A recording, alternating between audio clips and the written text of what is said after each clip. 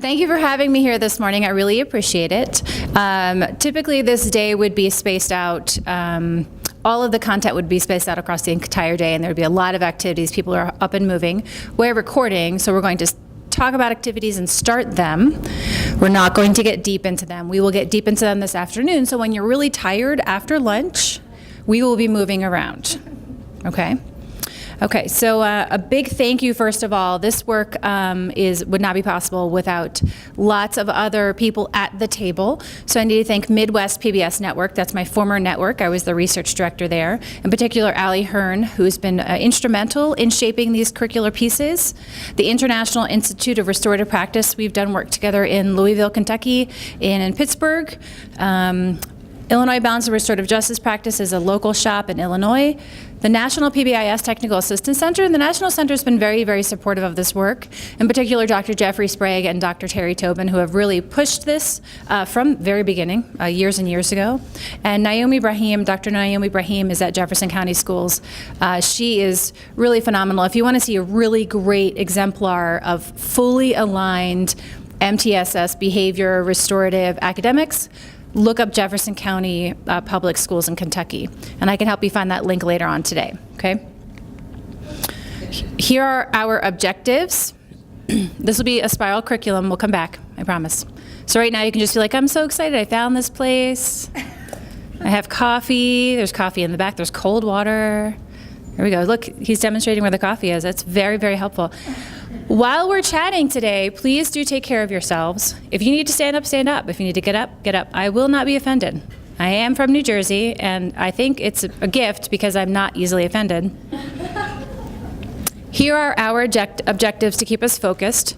I want you to be able to summarize the philosophy. How do restorative and PBIS philosophically overlap? What are the linkages there? Define some of the theories. There are some theories behind restorative practices that are not fully vetted and tested yet, but they're pretty compelling and they've got some strong conceptual basis.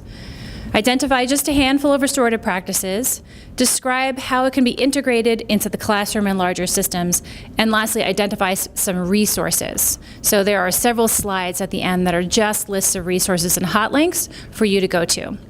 In addition, I'm going to show you something right now because you can check it out. Because I wasn't Midwest, everything is Midwest, right? They told me I can steal everything I want, literally.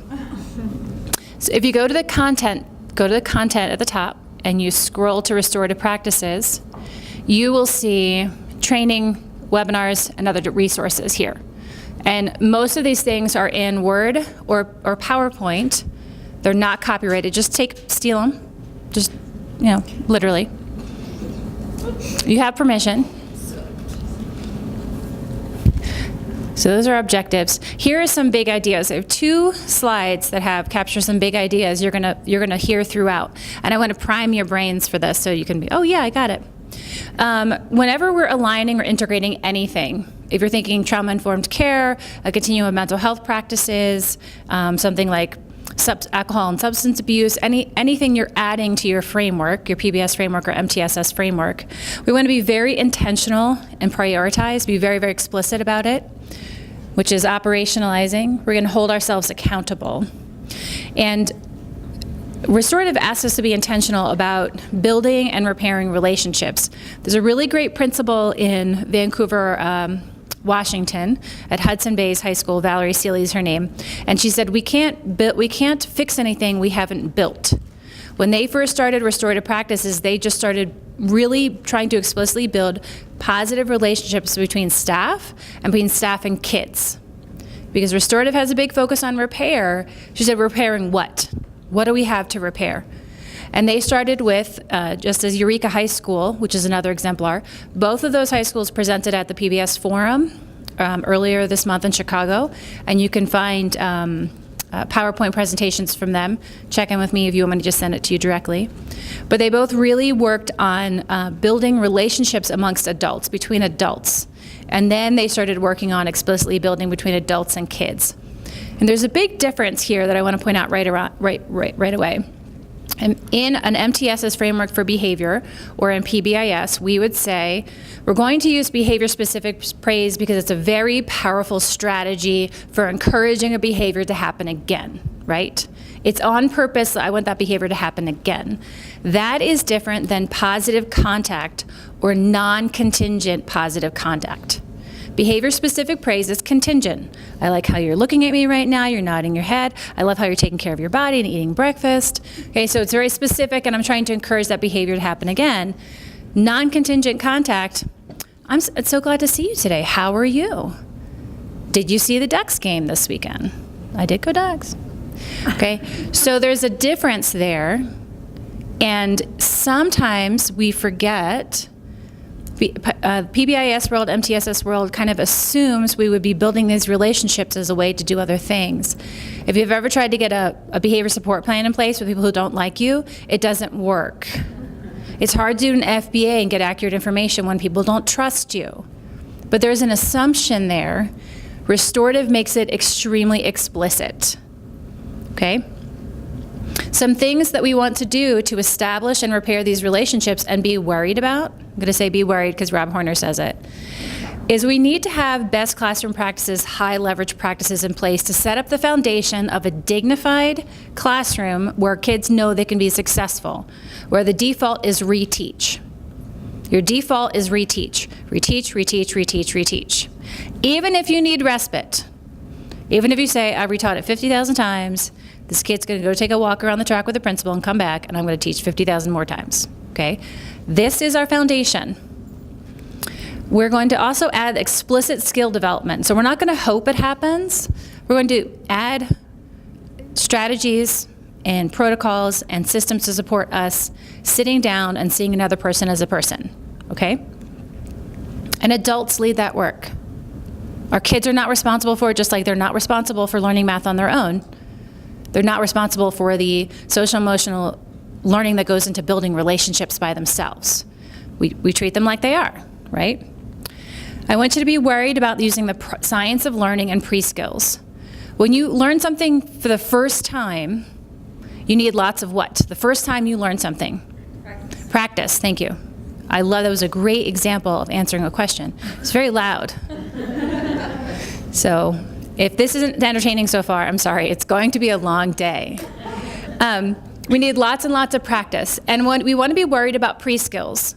While some of you in this room may be very, very good at apologizing and admitting that you've done something wrong, it's taken me a really long time to do it, and I just say, I'm sorry, sometimes behind my gritted teeth, right? It took a long time for me to be able to identify how I was feeling and how I was being physiologically impacted by my feelings. If we're going to ask children to sit down and say they're sorry to repair a relationship, what are all the pre-skills that need to happen in order for them to be able to do that? Or to admit that, what happened? What were you thinking at the time? I don't know. There's some metacognition stuff that has to go on, right? So we don't just jump to high level, oh, you're right, I'm going to change my life. I was wrong. How do I rededicate myself to humankind? There's pre-skills, and we should be worried about those the same way we would about math or reading. And we're going to, on purpose, for real, put on our big person pants and say to people in our building, you can't use contraindicated practices. You can't use practices that go against establishing relationships, that shut down the reteaching cycle. You can't do that. We can't use clip charts. We're not going to kick kids out of school. We're not going to kick them out of the classroom.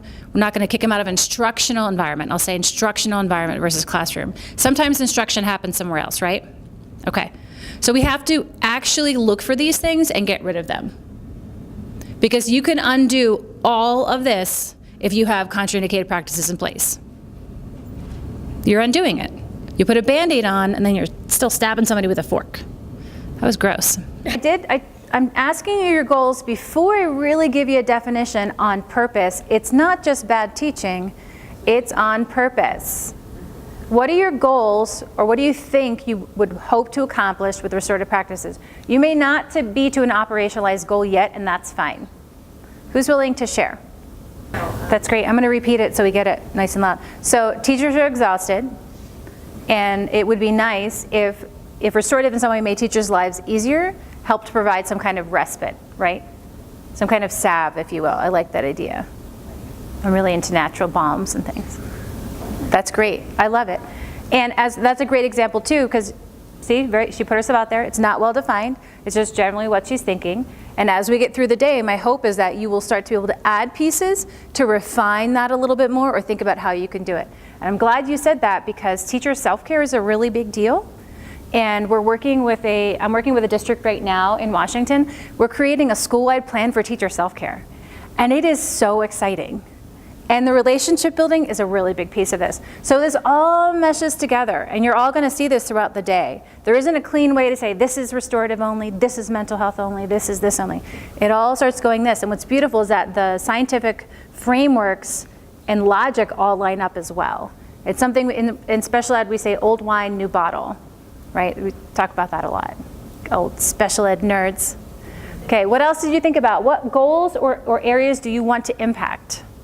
That's great. So you'd really be looking for evidence of all of these things, not competing, not different sets of language and confusing everyone, right? I love that. That's good. Anything else? That's great. So agreements, which you could count, right? Yes, all 6th grade teachers agreed to do these things, right? And that some of those agreements explicitly include this whole child social emotional well-being. That's great. Yep. I'm going to brag about my daughter's middle school right now. She's in 7th grade. And I really like, sorry, I'm just going to stand with my back to you all day. I really like that they have an advisory period, and they will stay, this is their house. They stay with that advisor. They're in 6th, 7th, and 8th grade, so they'll always have their mixed classes for advisory. If kids are struggling with something, the teachers contact the parents and the advisory teacher. And that advisory teacher functions like an advocate for them. They can go before school, after school. If my daughter's having trouble with like science or something, her advisory teacher will go with her to science and say, how can we problem solve? Let's do this together. And to me, I was surprised. I was afraid it would be more of a typical kind of stereotypical middle school experience where they're just shoving kids through and they're punishing them for not being grown-ups yet. That is not at all the experience that my kiddo was having. And I think the district is really happy, mostly because it means I don't show up at that school and say, what are you doing? Here's the science, right?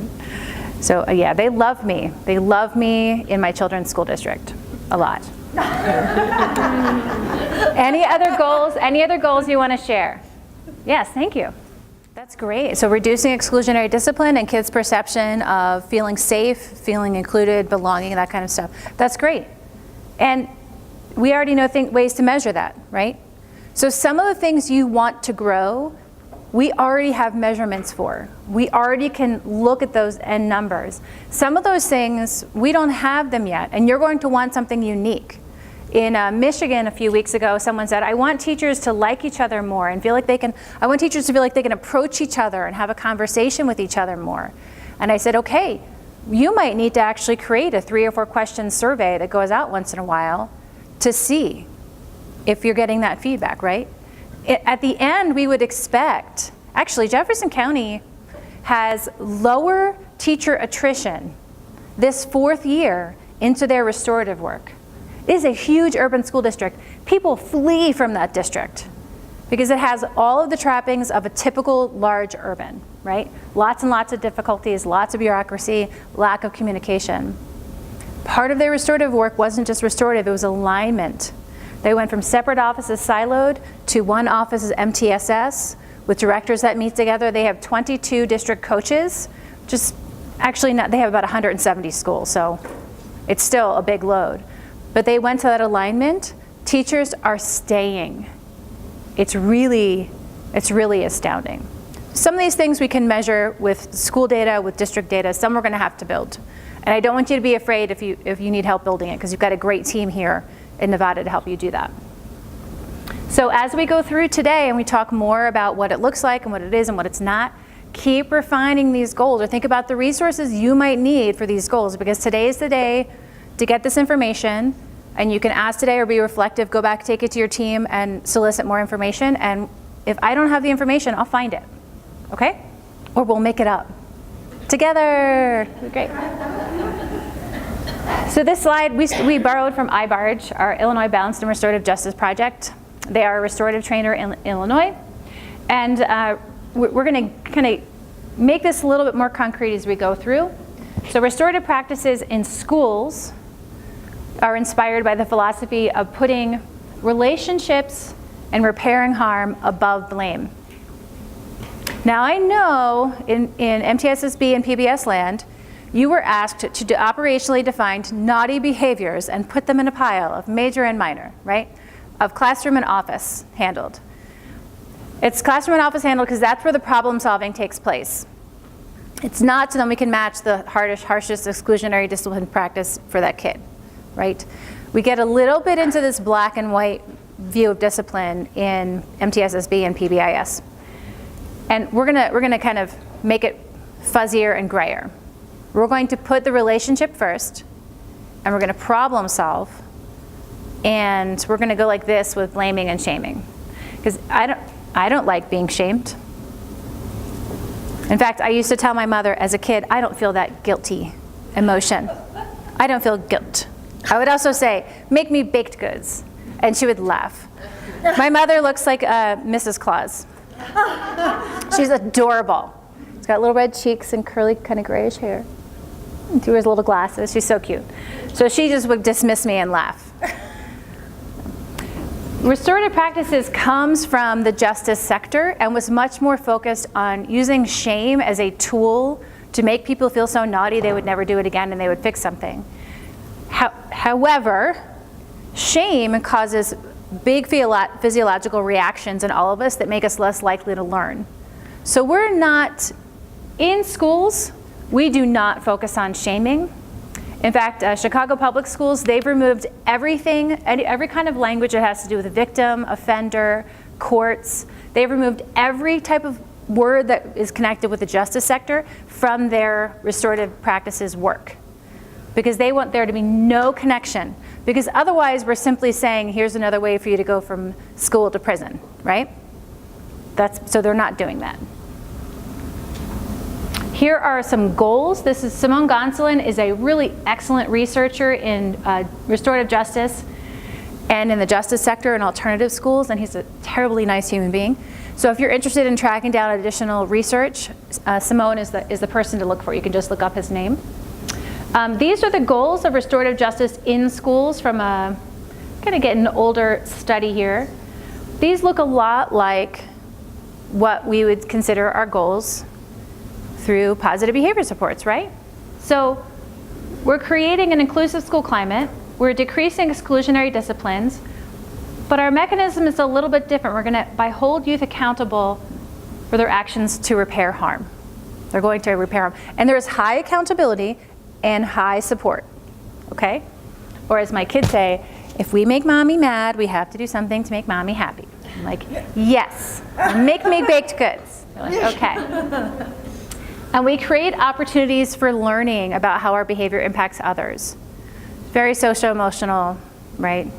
Anybody do first step or second step curricula? Anybody do just SEL curricula in general? Good, very good. Okay. Here are some concerns, and this is why people get like scared about it and why we frankly don't have more published on it yet. We don't have large randomized control trials yet of restorative practices or restorative practices in PBIS. Conceptually, it lines up that there's a strong research base for how powerful relationships are and how much they protect us and help us, right?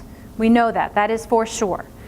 But the actual standard model that's been replicated and tested over and over and over again, the studies are still in process. There's one going on in Pittsburgh right now with the International Institute of Restorative Practices and the RAND Corporation or company, I always forget it's a RAND Co.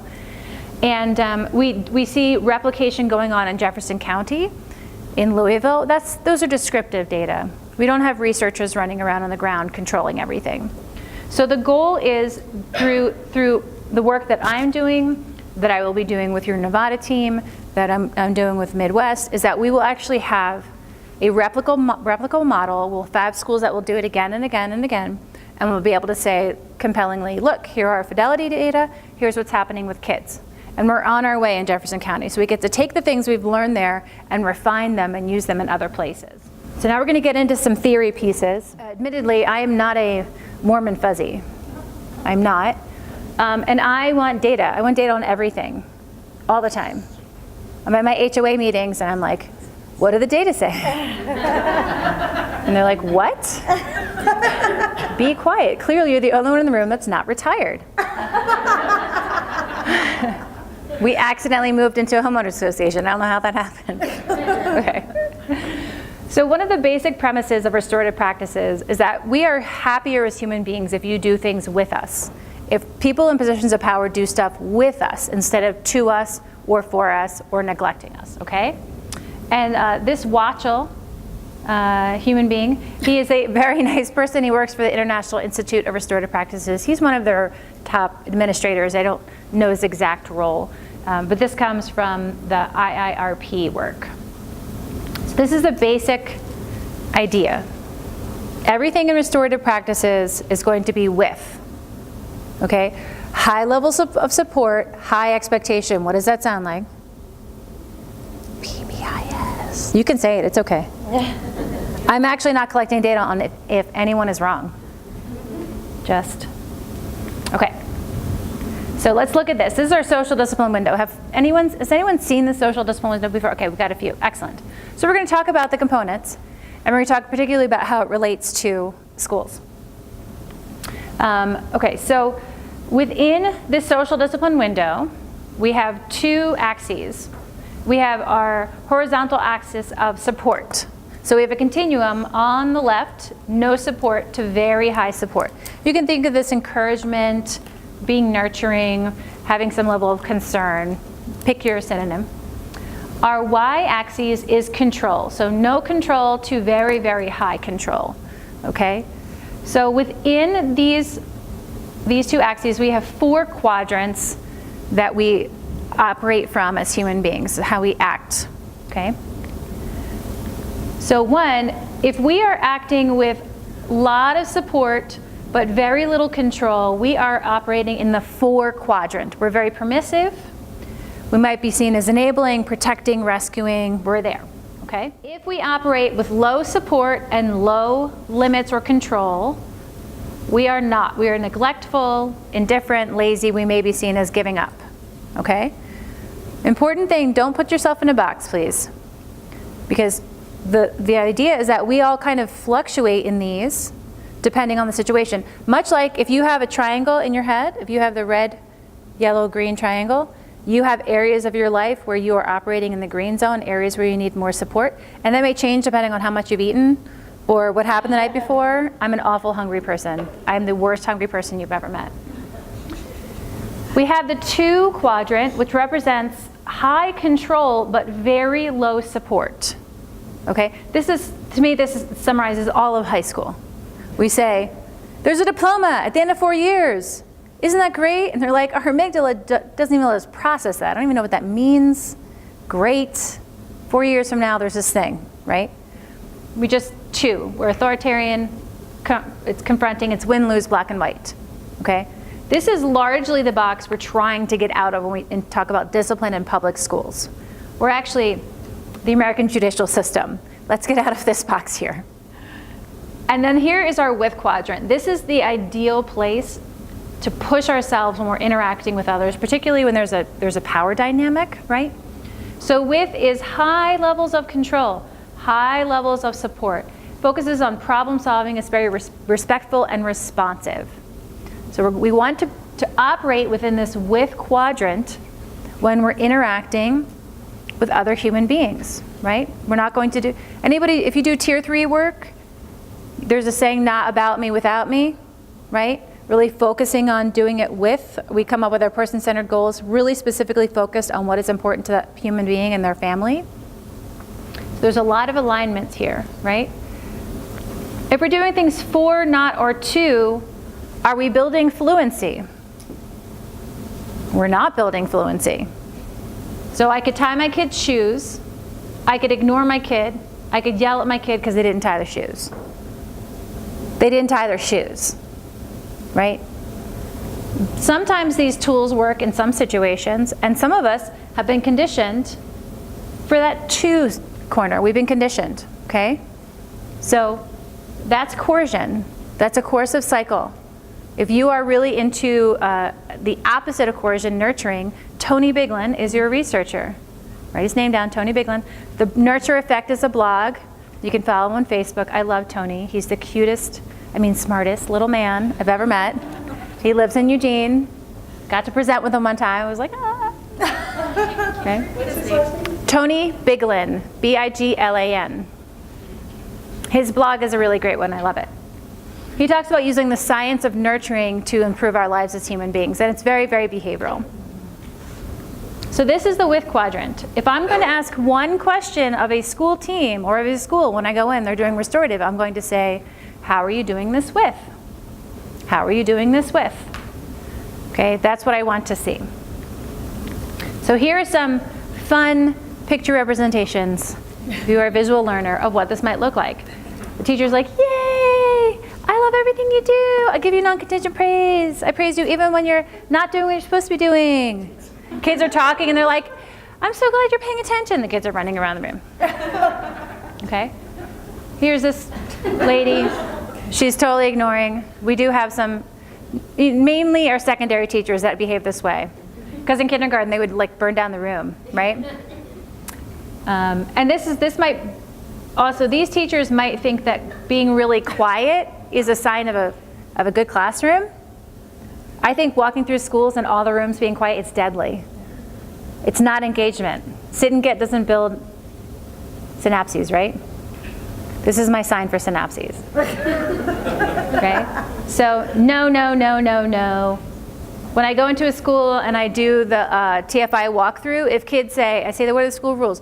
No running, no hitting. I know that we're operating here, that there's a climate, if you will, of not or to. And then we have a restorative, this is cheering, she's cheering them on, yay, you did it, right? Okay, so there's a little visual representation. We're not going to do the full activity right now, we'll get into it later on. Right now you're just gonna jot down some notes so you can do something with what I just talked about. So, for each one of these 4, not, to, and with, I would like you to write down, just write down, we'll do it silent, then we'll do it talking. What teacher behaviors would you expect to see in these classrooms? If it's a 4 classroom, what's a teacher behavior? Just write down 1 or 2 things for each one of these. If it's a not classroom, if it's a 2, what would you see the teacher doing? So just take a second, and if you're not a writer, then just think about it. Or pretend you're thinking, like this. If you're watching at home, you can do this too. If the teachers are doing that, so if the teacher is being 4, you've written down what the teacher behaviors are that you'll see 4, and what the kid behaviors would be in response. Okay? Even if you just get down 1 or 2, that is totally fine. Just want you to start thinking about this.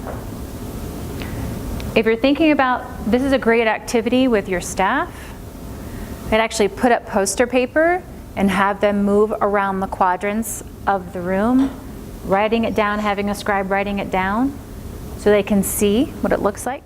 Okay, anyone have any aha moments?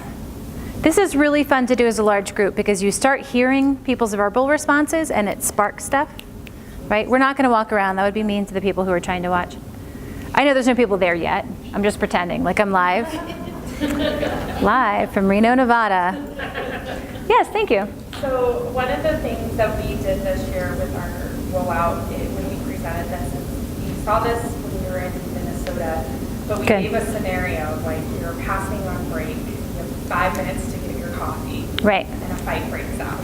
We walked through 4 different ways you can respond to the social discipline because we know those all 4 of those things happen on the daily in any school building.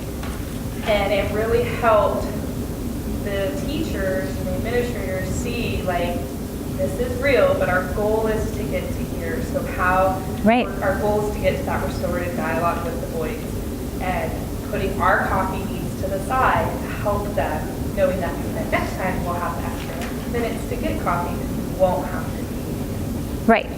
And prioritizing the relationship and repairing harm. Yes. Right. Perfect. I like that. You made it very concrete, right? That's good. And we validated that we've engaged in every single one of these things before, and that's very real. Yes. And we weren't doing anything wrong, but we can always do something better. I like that frame on it. We have all operated in those 4 quadrants, right? And the goal is to be reflective and continue to move towards that width, right? What did you observe or think about? Any observations about the not or two quadrants that folks feel like, oh yeah, I see this? No? Yes? A million years ago when I did my teacher training, I was looking at these as, like, they taught us about the different styles of teaching. So right. We talked about like the width, that would be the facilitator, the two would be the executive, and all these things. Right. So it kind of brought this idea back that, you know, in the two area, you're looking for very like teacher-driven, very, you know, like high stakes kind of, you know, very controlled environment. Right. With very little student participation in how this is going to look today. Yep. What this is going to be today. So. Yeah. Anybody feel nervous when you think about that two quadrant? I don't like it. In fact, I push back pretty hard.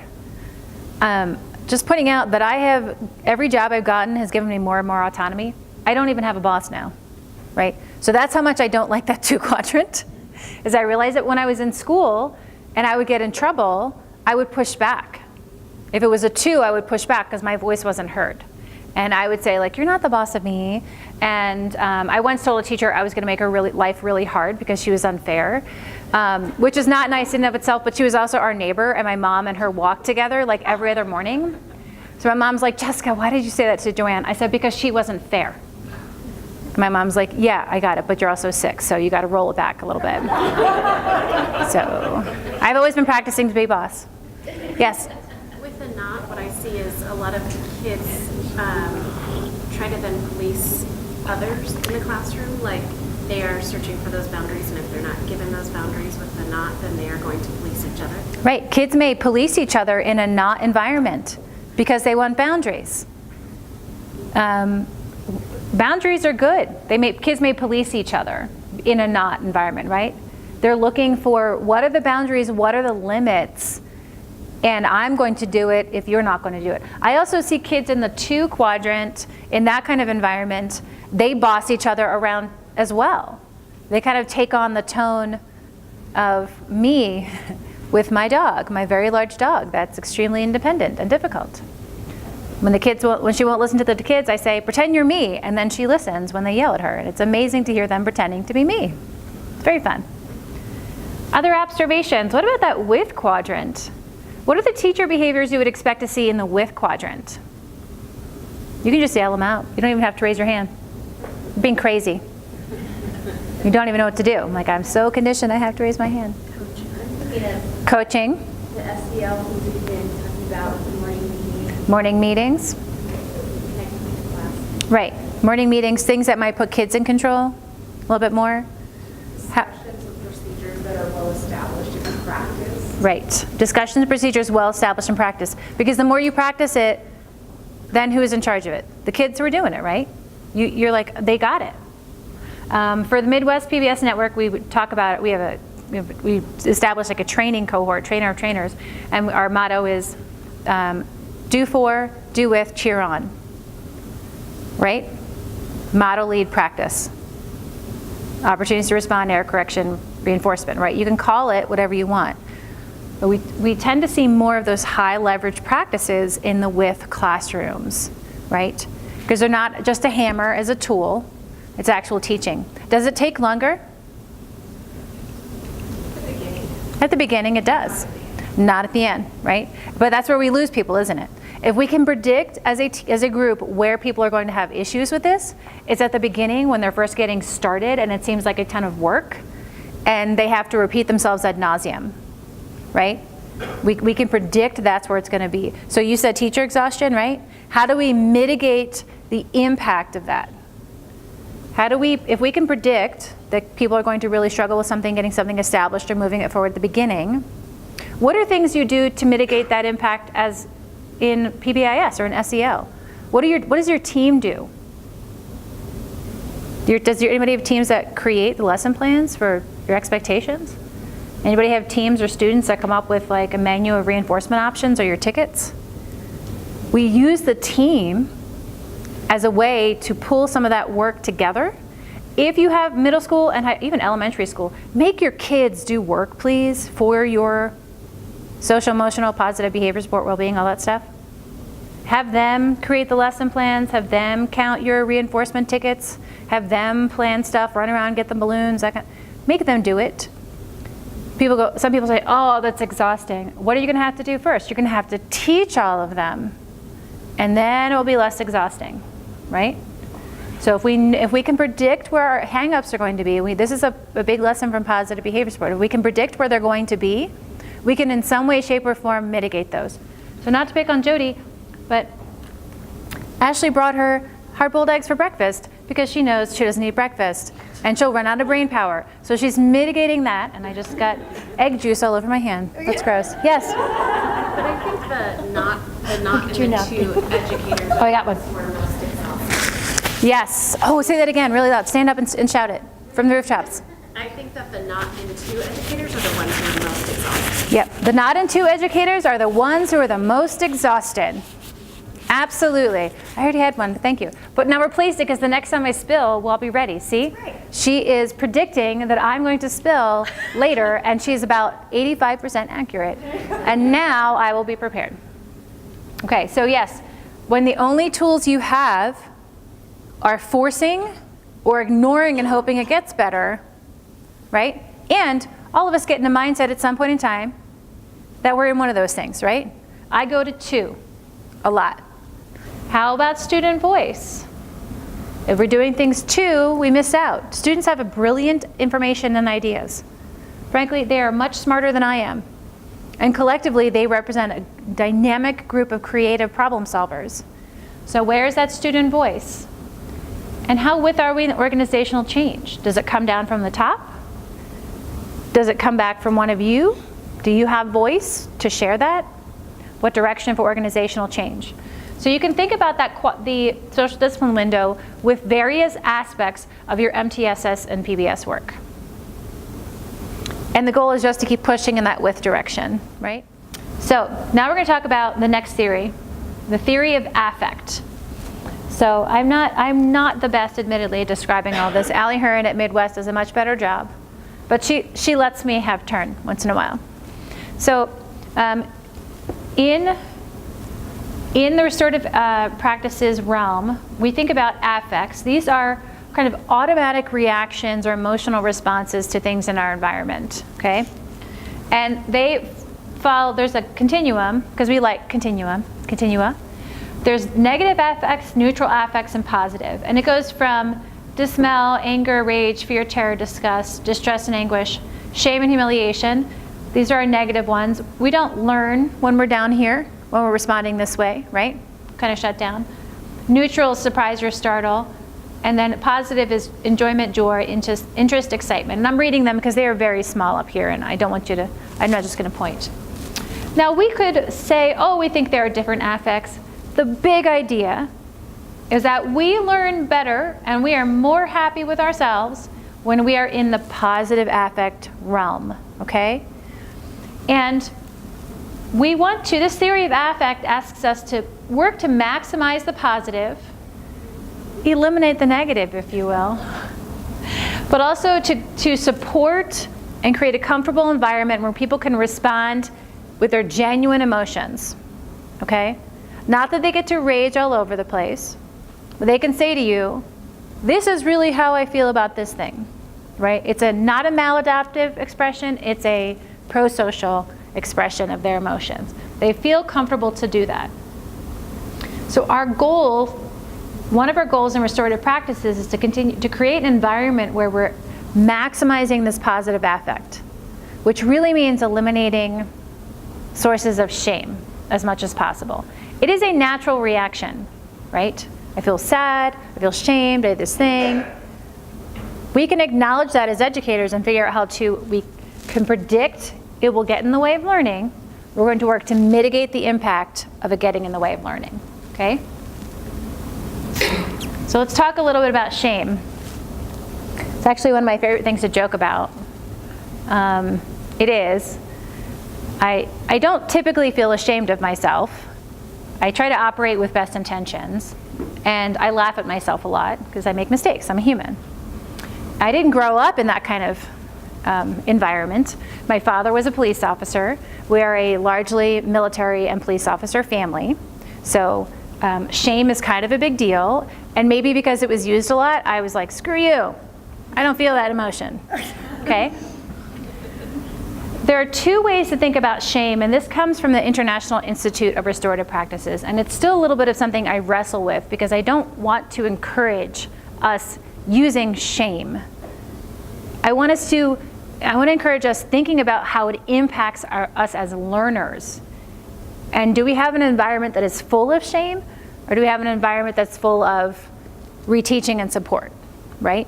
We're not going to use shame as a tool. IIRP, the International Institute of Restorative Practices, talks about reintegrative shame and stigmatizing shame. Stigmatizing shame pushes the offender or the person who did harm out of the community. It pushes, you used to feel so ashamed of yourself, pushes them out, okay? We know, this is the delinquency training, if our kiddos or our adults can't be successful in the environment we have now, they will find another environment to be successful in. So kids who are pushed out of school will find delinquent communities to be a part of, and they can be very, very successful there. There's a teacher from Eureka High School who said, everyone loves community unless you're not a part of it. And that was very powerful for me to hear that.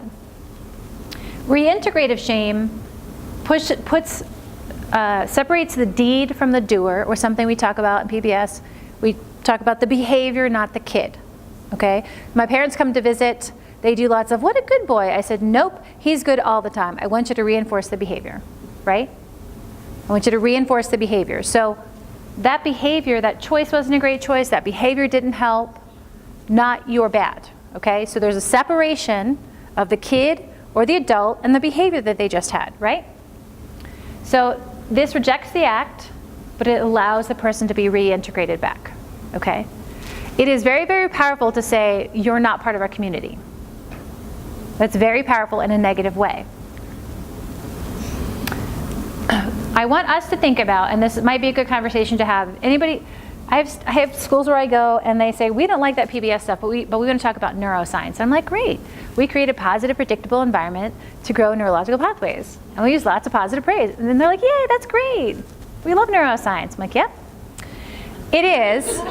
It is, because we create pathways for people to repeat behaviors, and then those neurological pathways are established, right? One of the powerful things about, and scary things about working in a high school is kids have very strong neurological pathways already established. And they're primarily operating with their amygdala, the emotional response portion of the brain, and that all starts right around the age of 12. We don't have a full adult brain until we're about the age of 30, right? Or in my case, like 45. Okay? So, I'm not actually 45. I know, I'm 50. Great. I lie and I say I'm older than I am. And people are like, you look amazing. I'm like, thank you. So, because stress shuts us down, we have a physiological response. What happens physiologically? Who knows? When you're exposed to a stressful situation, what happens hormonally? Adrenaline, cortisol. Anybody know what happens to your brain if you are exposed to high levels of cortisol for long periods of time? It can shrink the hypothalamus of your brain.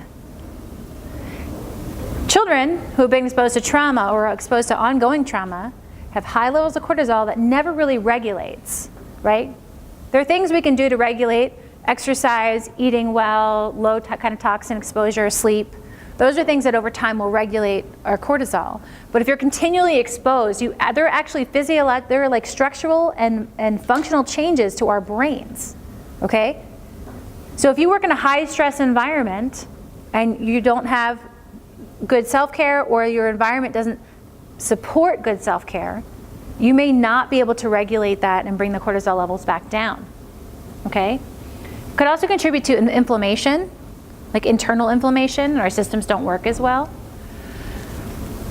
So, and we understand, we have a lot of literature around the dangers of punishment. Lots of punishment results in what? What'd you say? Stress, shame, cortisol. Stress, shame, cortisol, right? High levels of resentment, It encourages and facilitates very sneaky lying behaviors, right? One of the ways I know I'm being too as a parent is that my kids start lying. My 6-year-old illustrates this for me. If he thinks he's going to get in trouble, he lies. If he thinks the helpful mommy's showing up, he tells the truth. And largely, by the way, I think I feel sad for my daughter, she's 12. I'm putting money into therapy, but my 6-year-old is really benefiting because he's not the first child. But I felt like a huge success as a parent. There have been a few, once was when my kids got up and just wanted cold pizza for breakfast out of the fridge. I'm like, I have made it as a parent.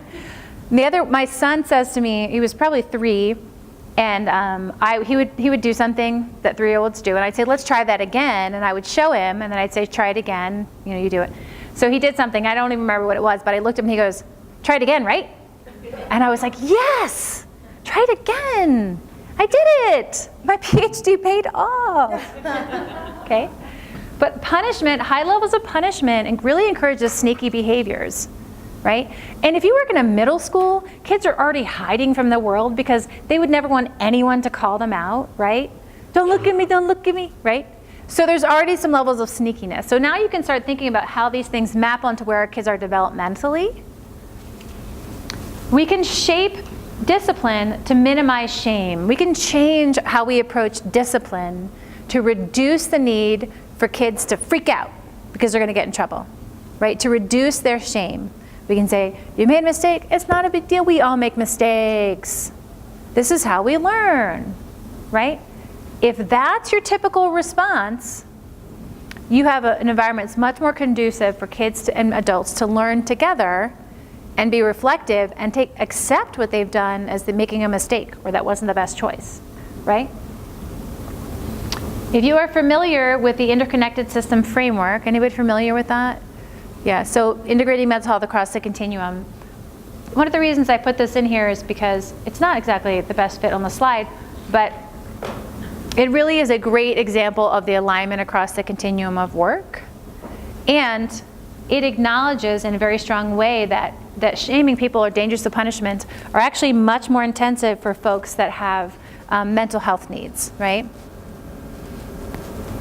Think about kiddos who might have anxiety issues, like a clip chart or the red, yellow, green cards, or losing recess. They're afraid they're always going to lose recess. If they're afraid of that negative's going to get them, what does it do to their cortisol levels? And how do they learn? And those kids aren't necessarily going to be extremely visible, right? Kids who have internalizing disorders, they're not extremely visible. Anybody watch, there's, the NFL does they record preseason camp right before they cut everybody. And it was the Cleveland Browns, was it called Hard Knocks or something? But someone's nodding. I'm apparently the only one in this room that pays attention to football, which is a good choice, They did the Cleveland Browns, they recorded the Cleveland Browns in the last season, and the one coach just screamed at them all the time. And my husband and I were watching, and I was getting so mad at the coach. Why? I would tell him to do whatever. I wouldn't do that. And my husband's like, okay, honey, you don't play professional football. But to me, that environment was so caustic and really, I would shut down immediately. I would respond that way. And then I was comparing it to the Seahawks coach because I live closer to Seattle. And he's super laid back and chews a lot of gum. He's real nice, right? And yeah, he's wildly chewing gum on the sideline. A lot of energy. But I'm like, I would work for him, but I wouldn't work for the Browns. So it was their offensive coach. So now that I've totally thrown this off, okay. So here's an activity that you can engage in with your staff to really get into the idea of how shame impacts people. So think about someone who's had a very positive impact in your life, okay? Very positive. And you really respect this person a lot. Now think about a time when you may have done something wrong or challenged them or made a mistake. And how did they make you feel? How did that make you feel? So think of that person, get that person in your brain. And how did that person make you feel? Now who'd be willing to share what that looks like? Who's that person? What did you do? How did they make you feel? Thank you. Thank you, Casey. I was thinking about my best friend's mom when I was like an adolescent, and she was phenomenal. She's like such a good, surrogate mom. But then she never had to be a disciplinarian much until one time she caught me and her daughter sneaking out of our house to go, do some things. naughty. And then she caught us on the way back, and she said, you're going to have to tell your parents about this. And I wasn't like an honest person who would normally comply with such a demand, but it's like, oh my God, I have to tell my parents about it. And I did, and under no other conditions or for no other human would I engage in that behavior. Right. So you had a good relationship with her, and you felt like you needed to do what she said, right? Excellent. Other ones?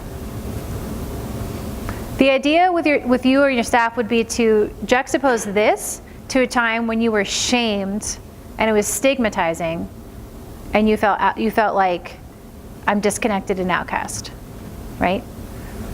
So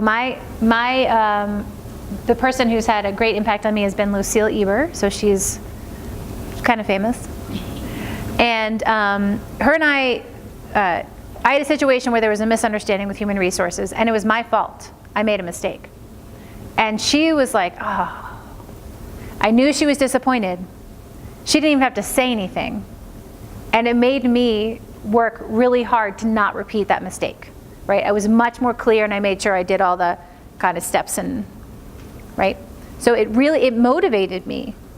And I knew I could just go back to her and say, I made a mistake, and I'm going to work on fixing it. And that she was right there with me. She stood by me, right? So that didn't push me out. And some of you are probably getting triggered just thinking about shame, right? And things that have shamed you. Think about our kids that come into the environment and feel ashamed in every class because they can't succeed. Or they feel ashamed because they keep getting pushed out of class or losing recess, right? Or they sit on the bench when they go out for recess. They sit on the timeout bench for a minute. I get hot thinking about it. My head starts getting hot thinking about little kids sitting on a bench, losing time for recess before they play. And we all say that's terrible. I've given my kids timeouts. I usually give myself timeouts, but I've also given my kids timeout. And sometimes it's a respite thing. Like I need to, just stop talking. We'll resume in a minute, right?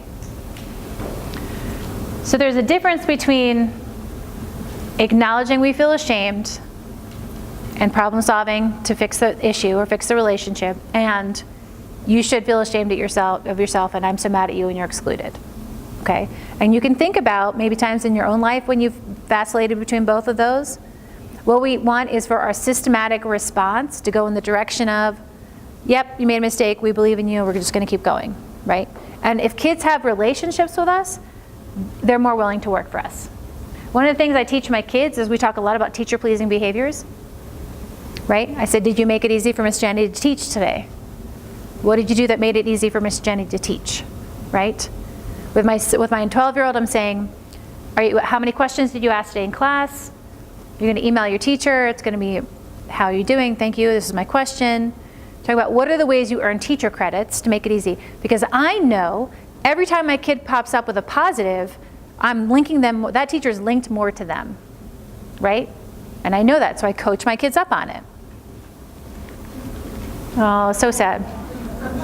I know. He's so ashamed. Okay?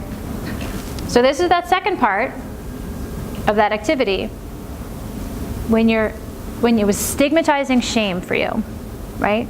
And how did it feel for you? Okay? So hold on to that feeling, because there's this thing that we call the compass of shame.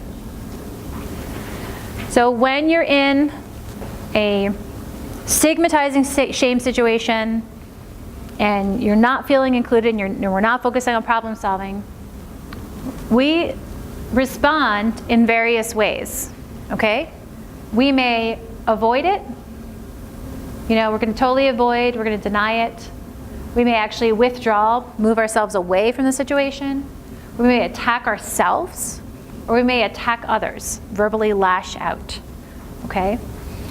So we're going to do an activity that will require walking around the room. Before we stop, we push pause on the camera. I want to explain it so folks at home can do the same thing. So I want you to think about in your mind a time when there was like that stigmatizing shame. And then you're actually going to walk around the room. So north is withdraw, south is avoidance, right? West is attack others, east is attack self, or left and right, right? You're going to walk around the room and go stand where you think you fall in most situations. Now, it changes just like that social discipline window. But where do you fall in most situations, okay? So we can stop, and then we'll all move into. You want to take that activity back to your staff and have them move around. Think about how would you create a safe space to do that? How would you debrief about that? It's one of the things that I struggled with when I first started this work is that sometimes it really is just about feeling those feelings. I'm like, that is not behavior theory to me. Like, right? And as a human being, we use our emotions to gain traction or to kind of shut something down. So, and like I said before, if you want a really fancy behavior support plan, function-based behavior support plan, you have to have relationships with people who are going to implement that plan and know it's reasonable, okay? So feelings are good. So think about how you might use that activity or might not use that activity for now, right? That's a little bit more on the vulnerable side. Another way to think about that is you go from that activity into, hey staff, how are we using shame in our school? Are we using shame? Do we have practices in place? You might actually and have folks sit around and think about what are the ways right now shame is showing up as a tool, right? I'm going to take away all your recess. Or, oh, you guys had earned a bunch of stars, but you lost some star because Jody was so naughty, right? My son told me the other day that we lost points because of so-and-so. Now, I was on a field trip with so-and-so. Bless her little heart. She's trying as hard as she can, right? But he's mad because we lost class points because of so-and-so. And I said, honey, when we play the Star game at home, do we take away points? He said, no. I said, why? He said, because a mistake doesn't negate the thing we didn't say negate. He's 6. But a mistake doesn't make what you did earlier bad or wrong. You still did those good things. Yep, you always do those good things, right? Taking away, maybe shaming. So have your staff think about, what are we currently doing that may be using shame, even inadvertently, right? Why are we using these practices? What do we hope to accomplish? Somebody may have the brilliant idea, it's just the only tool I have, right? And when I hear people complaining about kids, what I hear them saying is, I don't know what else to do and I feel like a failure, right? If I'm exhausted, I may turn it outwards. If I feel ashamed, I may attack others, right? Think about that. Which kiddos typically benefit from shaming practices? Those are kids that have already had things do to them, or they have high levels of fluency with school behaviors. And what's really in it for the adults? We operate under the same behavioral principles as every other human, even though we're in education. When something that's yucky is taken away, it is negative reinforcement, and that is great. I had a kiddo named, we'll just say Joe again. He was never sick. And I would say, don't you feel sick? But you think you're a little feverish. You might need to stay home. He always came to school. And I didn't want him to be in school because he was hard. I knew that I was going to sit down to help him, and he would turn to me and say something really rude. And I'd say, that may be so, honey, and we're going to keep on going. Why? No, it wasn't why. But it was close. It was my second. It was right underneath why, okay? So what's in it for the adults? When we use a hammer or we use shame and we have immediate results, it is reinforcing to us as grown-ups because now I don't have to deal with that situation, right? And sometimes, don't we get, and you probably never happen in your school, but occasionally kids come back from the administrator's office, and this is something to watch out for if administrators are doing restorative practices in the office but not in the schools. Kids will come back, they're happy, and a teacher's like, why did nothing bad even happened? Nothing even happened to that kid. They were totally happy. This happened to Allie Hearn when she was a social worker, and so she would just coach the kids and say, when you go back into the room, just look really sad. And so the kids would go back and look really sad, and the teacher was satisfied that something naughty happened to this kid. They got yelled at, right? That wasn't what was going on, okay?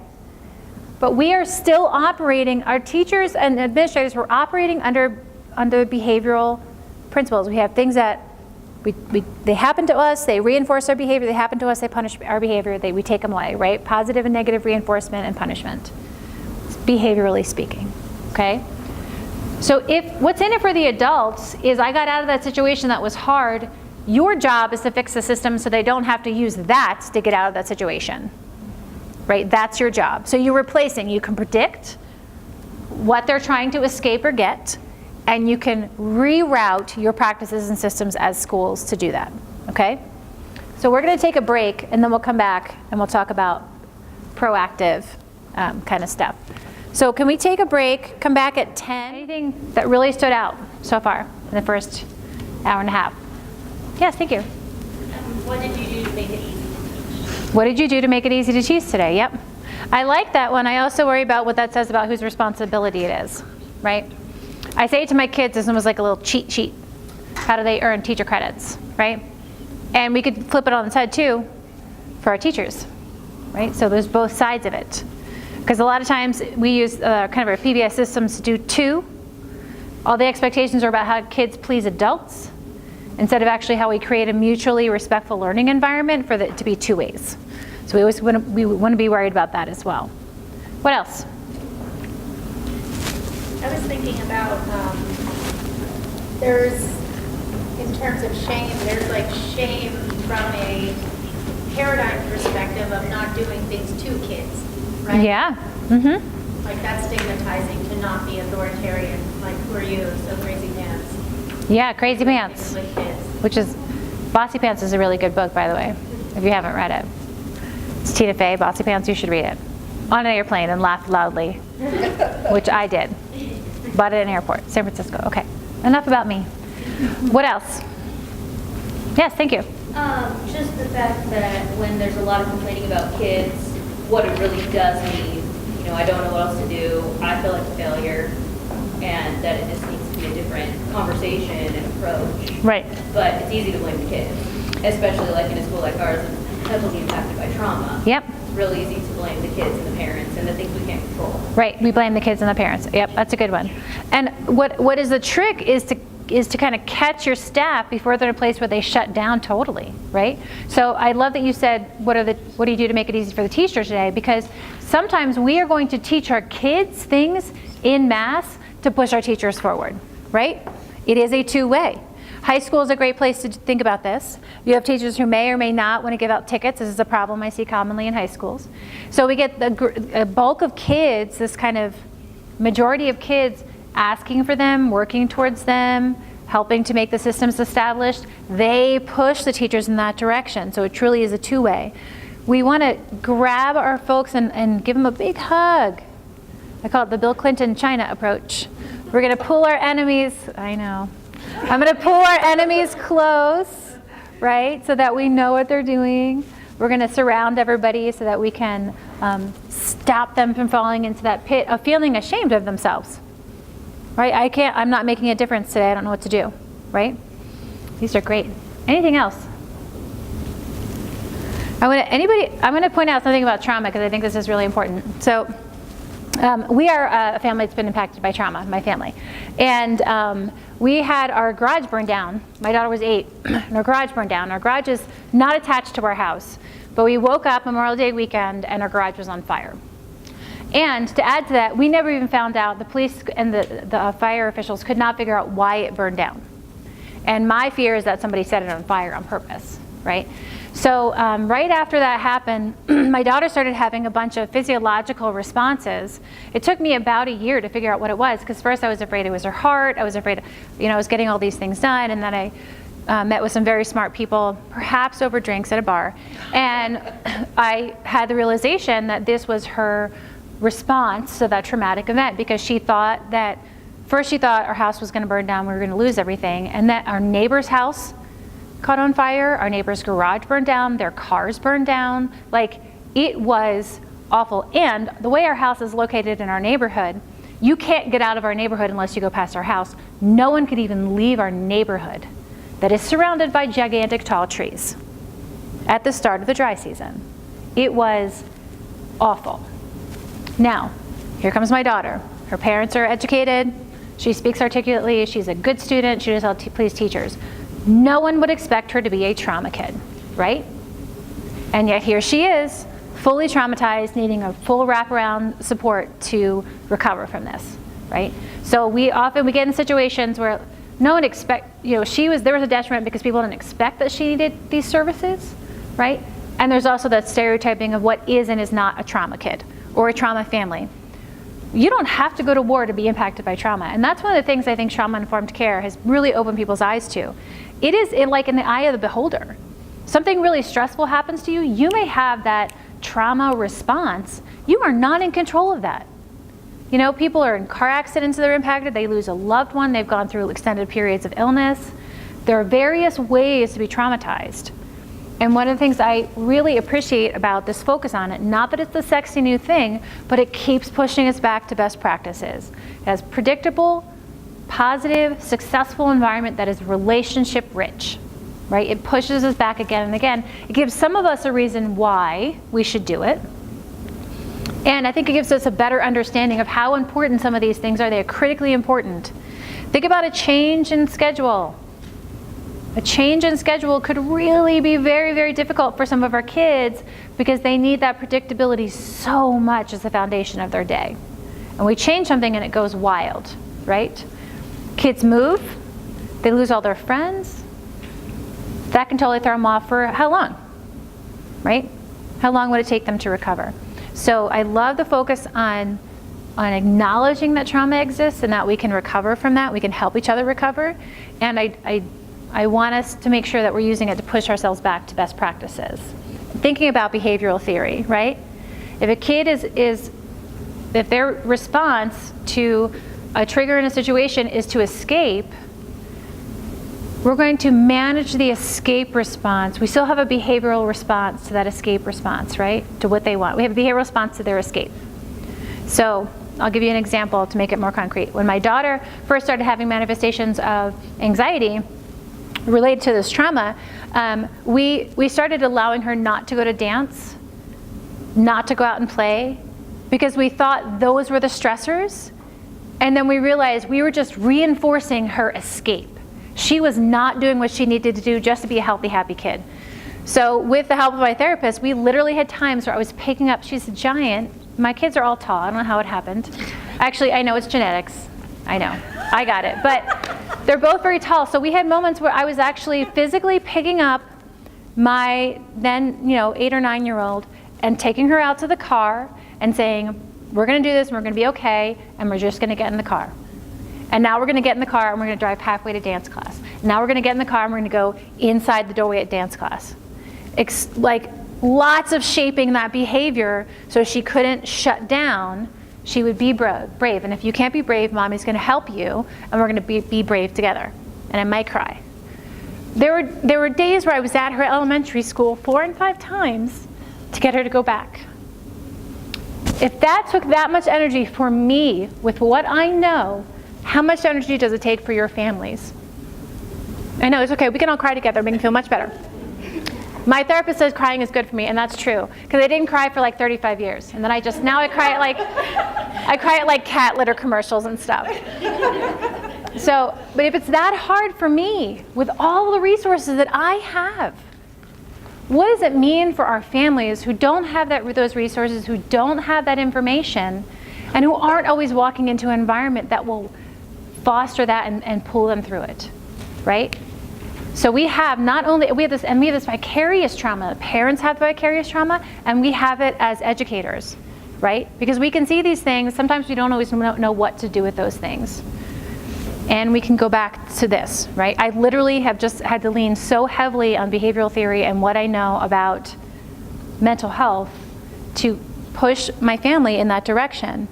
And it almost killed me, right? Like autoimmune disorder, all kinds of issues, because it takes that much energy. And I have a very supportive family. I have amazing people. that I can call the best people literally in the country for behavior, maladaptive behavior, and they will say, what's up, Jessica? How can I help you? I have those resources. And it's been really, really hard. Now she's 12, she's doing super, she's just amazing, this extremely empowered kid, she's doing great. But it took nonstop 24-hour, Mom, I know what to do to move her there. And the power of relationships in her middle school has been a huge foundation for her to be successful. They don't do these stigmatizing things, right? So I'm going to skip ahead a little bit. We know about suspension. So they don't have clip charts at her school. In her 504 plan, I wrote no shaming, no public shaming. Her middle school counselor and the vice principal said, why would you have to write that into her 504 plan? I said, thank you very much. You don't have to, but it was such a relief to me to hear them say that. We don't send kids out. We don't give them a clip chart. We don't give them write their name on the board for things that are nasty. I just have a question about, because I think sometimes when you're saying don't shame, there's an automatic, but we don't. Yes, there is an automatic, but we don't. And I think they really well, we don't ever shame, but when you start to look at it from the ways you're talking about. Right. Do you come across that? I come across it a lot, and it's even bigger. We do all those things, and we don't do those things. And I say, yeah, let's go from good to great. So let's really be reflective. If you actually sit and you say, what are the practices that we're doing? Are they inadvertently shaming our kids? And then you do think about this. What if we use this clip chart for grown-ups? What if we put Mr. Smith up here, Miss Marks needs improvement, and Mrs. Sun needs unsatisfactory? If you say to your staff, all the practices we use for our kids, we're going to now use for you as well, what would their reaction be? Right. Would they be mortified? Right? Would they be mortified? So you can use any one of these activities or conversations to get your staff really thinking about and reflecting on where they are with this. And you can already predict the people who are going to push back hard. Yep. So pre-teach. The same way you would pre-teach a kiddo, hopefully. If you're coming to contact, it's difficult for them, you're going to go over, you might give them less, pre-teach, check for understanding, and then do the whole group. Literally do that with your grown-ups. They miss their first 5 minutes of lunch because they, didn't pick up their kids on time. Right, they missed the first 5 minutes of lunch, yeah. Yeah, what if your teachers lost lunch? Or lost research? What if when everybody else gets to leave at the end of the day, they had to sit on the naughty bench outside the parking lot and wait to get in their car? And then they hit traffic on the way home. It's absurd and funny, right? And if you had this conversation, where would they go with it, right? So you can engage in these things, but you can see these are all little pieces. Nobody's going to go back and do all of these things. So what I hope you're thinking, and what we'll spend more time drilling into in the afternoon, is that goal you set at the beginning. Which one of these things that we touched on are pieces that you need to put in place? You need to action plan around to get in place, right? If you want to change how teachers feel about kids, or if they're feeling burnt out, or the relationships they're having, do you need to tackle these contraindicated practices, right? If somebody did some of these things to me, you know what I would do? I'd say, you're not the boss of me. That's not fair. I'm going to make it really hard. That's exactly what I would do. And I see that in my son. So my son is like the boy version of me, which is just adorable. And I see with him that if you are harsh with him, he doesn't verbalize back the way I did, but he goes, and he starts holding it in. And eventually, in his mind, I've cut up that relationship. There's no relationship with you. I'm not going to do it, right? He will remember everything negative that led up to that point, and it could be like a series of years. And then because he's 6, he'll say things like, that's why I'm not so-and-so's friend, really loud in front of them.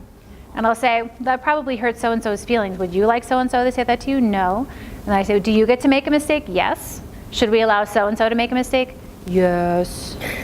Okay? And because he's a mama's boy, he just says, okay, mommy. Which I love it. I want to bottle this forever, right?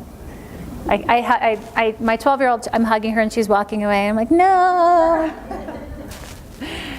So this might be a fun way to engage your staff or even just your grade level folks to think about what are we doing? Because even if you can't get this at the school level or the district level, you could surely do it in your hallway or your classroom. You could ask your kids. Ooh, I just thought of that. You could ask your students, right? What happens that makes you feel really ashamed? You know? Another way to do this so they don't have to call out naughty teachers is to say, what's your favorite classroom and why? What happens when you make a mistake in that classroom? And they'll start verbalizing things that make them feel successful, right? Those are things you can replicate in other classrooms. So sometimes in your school districts, you need to bring in somebody who's not in your own backyard to be the expert, right? Sometimes in your school districts, you need to find somebody from within your ranks that is an expert, and you can say, we're all going to do what Mr. Smith does. Or in this case, yeah, Mr. Smith's distinguished. So we're going to do what Mr. Smith does, right? You can build internal capacity. The idea is to build internal capacity, but how you get there may change depending on the kind of climate in your school. So my school district, for example, will not acknowledge that this is what I do for a living, even though I've offered to do it for free. That's fine. I'll just shame them. I actually just show up and I state my expectations, and then I use behavior-specific praise. And I volunteer a lot. If things aren't going well in your school and I'm volunteering, that's a clear sign things are not going well in your school because I'm there all the time. Okay. So we have this idea of shame, so naughty and awful. One of the ways we can start getting rid of this kind of shaming response and feeling like we have a more equitable environment. And I say feeling like we have a more equitable, we haven't measured it yet, so we'll take that with a grain of salt. The idea of fair process is very strong in restorative practices. And the big idea is it's basically anytime we're making a decision, we have high levels of transparency and high levels of voice of everybody who's impacted. It's not voting. We don't vote on a final answer. We are transparent about how things got to this place, right? So we have engagement. There are 3 E's. Engagement is all parties have the opportunity to freely and safely express their perspectives. You can't do this unless you have a positive relationship already as a foundation. Okay? So if you're pulling people in and no one's talking, they're either tired or nobody feels like it's safe for them to express themselves, right? And sometimes even just your enthusiastic response may shut people down. Okay? Explanation, a lot of transparency about why decisions are made, the way they were made, right? So sometimes administrators, you have more information than anyone else. And you know there's some things that are just not possible. And that's okay. Be transparent about it. And then clarify expectations, right? Everybody has a voice. We're going to be very transparent about decision making. Here's what the final plan is. Okay? So this idea of fair process helps us feel as though, again, we don't have research on how it changes our perceptions, but the idea is that it helps us feel as though things are being done with us. And that makes sense to me, right? Because I'm sure you can think at some point in time, a decision was made for you or to you in your work environment, and it did not necessarily meet these benchmarks, right? You didn't necessarily have a say. When I was a high school teacher, our kids, we had more contact time with our kids than anyone else, any other teacher. It was actually not within the confines of our union agreements, right? So we had more contact minutes than anyone else, mostly because no one else would hang out with our kids. That is the truth. So we didn't know that at first, and then we found out, and we said, well, you have to pay us more money, right? Like we spent an entire year with additional contact minutes, and we didn't get paid for that time. And my principal at the time said, you may win the battle, but you will lose the war if you push this. I will take away all of your resources for what you do with your kids. Oh yeah. And if it hadn't been for my students, and if I hadn't wanted the things that we could do for my kiddos with our budget, you know exactly what I would have done. I would have reacted very harshly in a negative way. You're not the boss of me. I'm going to make life hard for you, right? But my kids, we take my kids canoeing and kayaking, and we take them to Philadelphia. We did a lot of things because these are kids with big behavioral problems, never got the chance to do that because when they were naughty in their other classrooms was the first thing they took away, field trips, right? So we take like 8 adults, never lost anybody. Canoeing was a blast. I'm very, very good at canoeing, and they did not know that or anticipate that, and they thought they were going to tip me to say it was the most fun I've ever had in a school setting. Maybe gently nudging the canoes of my students. They had on life jackets. They were fine. So in the school environment, oftentimes this is part of organizational change. This is a really big kind of lens to put on organizational change as we're trying to shift, right? Some people will not, they don't think we should be cuddly and fuzzy with PBS. That's what they think we're going for. And so they're not in agreement. And if we're lacking their voice and we're lacking an explanation, even if we say this is what we expect from you, it's not necessarily perceived as fair, right? Okay. There's more on fair process. I'm going to point out a few resources if you want to really delve into it. It goes into a little bit of a rabbit hole for me, admittedly. I think the idea of voice, transparency, and expectations seem pretty PBS-y to me. It's not consensus. It's not necessarily about harmony, although the goal is that if you're being very you would get to a place where people at least feel satisfied with the response. The idea is to promote the perception of fairness. And here's a good resource, Kim and Mogburn, Understanding Fair Process. This really dives into it if you want. I'm not going to read it to you, it's very small. But it's in the PowerPoint slides and you can link to this resource. Okay, stop with the circles. Got it. Okay, so here's a fun little activity. And just as a kind of overall big picture, we're going to talk about the practices and we're going to get past fair process. We're going to talk about effective questions and statements and things like that. That'll take us up to lunchtime. We come back, we're going to be really delve into alignment, and that's where I want you, and we're going to look at TFI items. That's where I want you to actually think about your goals you've set and begin more concrete action planning. Just as like I probably should have done that before we got started, but I forgot. Okay. So think about, now I want you to think about, I kind of primed you, think about a time in your career when something happened to you that was unfair, you perceived it as unfair. And if you think about fair process, engagement, everybody has a voice, explanation, it's very transparent, or expectation clarity, which one was missing, could have been multiple, from your experience. Okay, so just think about that. And maybe you haven't thought in depth about what was missing, it just seemed like a really raw deal. As you're thinking about how stinky it was, how could it have gone differently? So what would you want that person who was in that position of power, or who did that too, what would you want them to do differently? Because we can roll around in the bad feeling, right? Or we can say, that's a bad feeling, and I'm going to go over here and problem solve and think about how it could happen differently. So I shared my example earlier, I modeled. So Dr. So-and-so said, well, you'll win the battle, but you'll lose the war. And maybe he was operating, maybe he understood what the budget limitations were. And like school budgets, you get them within a few cents, and you're like, yeah, I got it, right? That's literally how it works in a lot of places. So maybe he said, well, we can't afford to do that. We've already budgeted. This was just a mistake. We're going to do the best we can. Right? If that had been his approach, if there had been some more clarity around it, like expectation transparency or explanation transparency, that would have helped me. Because whether or not I provided my voice in that situation, he didn't necessarily ask me to, but it was there. Okay, so that happened. His expectations moving forward was very clear. What was really missing was transparency in the decision making.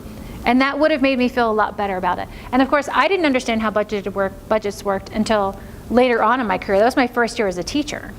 So I didn't understand that at all. I needed more information. And that would have not fixed the situation, but made it easier. I wouldn't have had so much rage, we'll just put it that way, about that decision moving forward. What's another example? Who can share an example? This is something your staff can also do. You can do with your staff, if you're brave. Right? And they may say something about you.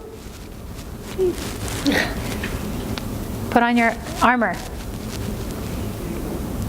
Yes, thank you, in the back. So you want to share an experience? Yeah. I had received an email from a supervisor, and it was all capitals and about this giant font. And so I pushed back, and retaliated and asked if that was sarcasm, because I could be sarcastic too, so I maybe didn't have the best response to that. But I was written up. And Oh. it was a verbal, it was supposed to be a verbal, but it was actually a written up. And so, and then I, of course, pushed back again. It was not a pretty thing, and I could have probably handled it different as well, but it's hard when you know somebody's wrong, Right, absolutely wrong, and they're a supervisor. right. So that it ended up being fine, and it was taken out of my file, but the union had to get involved. Yeah. So then the union had to help you with this fair process, right? The union just Yeah. worked that out. Yeah. And because I wasn't wanting to go to the union, I was going to handle it myself, but they weren't going to talk to me like that. Right. And so, and it was fine, but then it ended up being fine. Yeah. So that, I mean, that was long and drawn out. It could have been avoided from the beginning from that person sending the email, Yeah. which sounded really crappy. It's a really crappy thing to do. And then it could have also been resolved once it got past the two of you before the union even got involved. So at any point in time in the continuum, I'm going to stop saying continuum, in the process, these components can come in and keep it from getting even bigger, right? Someone could have said to you and come and said, man, that's really stinky that happened. I'm going to talk to this person, talk to you, we'll come together. And you don't even have to, the agreement does, you don't have to like each other, but just that voices have been heard, right? And that's a big thing. You don't have to end up being best friends with everyone. You don't have to do that. You need to have some kind of pro-social ability to interact with each other and respect each other's kind of space. Another one, yes. I think transparency is really builds relationships. Yes. It's a silly example, but we have been trying to have classrooms where the environment is more conducive for, social emotional learning and expected behaviors and things like that, with soft lighting and good smelling things. And we were told that it was the fire marshal's decision when we know that that's not the case, that we're not allowed to do those things. Mm-hmm. And, it's kind of we're not dumb. We know that other schools are doing that with the same fire marshal. And I think if our leadership would just say, I don't want those, it's different than kind of overwiping it on somebody else. Yeah, that's a good one. As silly as that sounds, it kind of like, okay, but we know that that's not really the truth. Right. It would be great to just, I don't know that people, maybe they would be resentful if that was the two coming from our leadership, but it just seems like the lack of transparency creates more. It does. So to summarize, transparency helps build those relationships, right? Soft lighting, good diffusers, good smelling stuff. The principal or administrator says, oh, the fire marshal doesn't want that. And they're like, that's not true. We know that's not true, right? We do that as parents sometimes because we don't want to deal with it. Nope, the TV's broken, right? Instead of saying, yeah, the TV works and you're done with TV time, right? Because now there's an argument about the TV time, right? So transparency, I think it does help build relationships, right? It's something I try really hard to do to avoid the two box, be very transparent in my decision making, right? So these are any other share outs around this? Yeah, go ahead. About this in mind, there are many times that I engaged in the RTI process to help a student, and then when the time came, if the time came that they weren't making the growth, and we thought that there needed to be testing done or anything like that, dealing with the qualification for special ed services and things like that, when we'd sit into these meetings, and I'd have to explain to a parent why their child, we put them through all this huge process, and Right. their child doesn't qualify for services, even though there's a clear deficiency. And that's not really explained to me why the psych department or whoever decided to make that, that decision. They just bring it to me and have me have to do that. Yeah. And it's exhausting if you put all that work into it. It is. And how many of you get in situations where you're told to do something and you only have part of the information, right? You only have part of the information. And you're supposed to, what do you make it up? You like dance? Right? Yes. Right? We do. I think And we don't want our systems to put people in that position. We don't want our practices or our protocols within the school to do that to our teachers. Oftentimes, principals will get told to do something by the district tomorrow. Oh, guess what? We're not going to have a 1-2 blend. We're going to have a 3-4 blend. Go. Right? So that in my district right now, it's happening. They're shuffling around. They're trying to keep the lower grades small classes. So through 3rd grade, there's a lot of time to respond to kids' needs. I like that idea. But literally, we find out our class list 12 hours before kids are supposed to go to school, and then they change them. And parents, surprisingly, aren't happy with that. They are angry. And you know, who are they mad at? The principal. Mad at the principal. That man had nothing to do with it. And he's just like trying his darndest to be positive when he shows up and all these parents are mad at him. Poor guy. Right? We don't have to have that be our system. Surely we are smarter than that. We created the systems to begin with. I hear this a lot in high school settings. Our schedule doesn't allow us to do blah, blah, blah. You invented the schedule in the first place. In fact, in Wisconsin, this is a bad word, I said, well, we just need to blow that shit up. Because it's not working, right? And being brave to do that, right? But there's a level of explanation and transparency that has to go along with that. And sometimes, well, people say, we don't have time.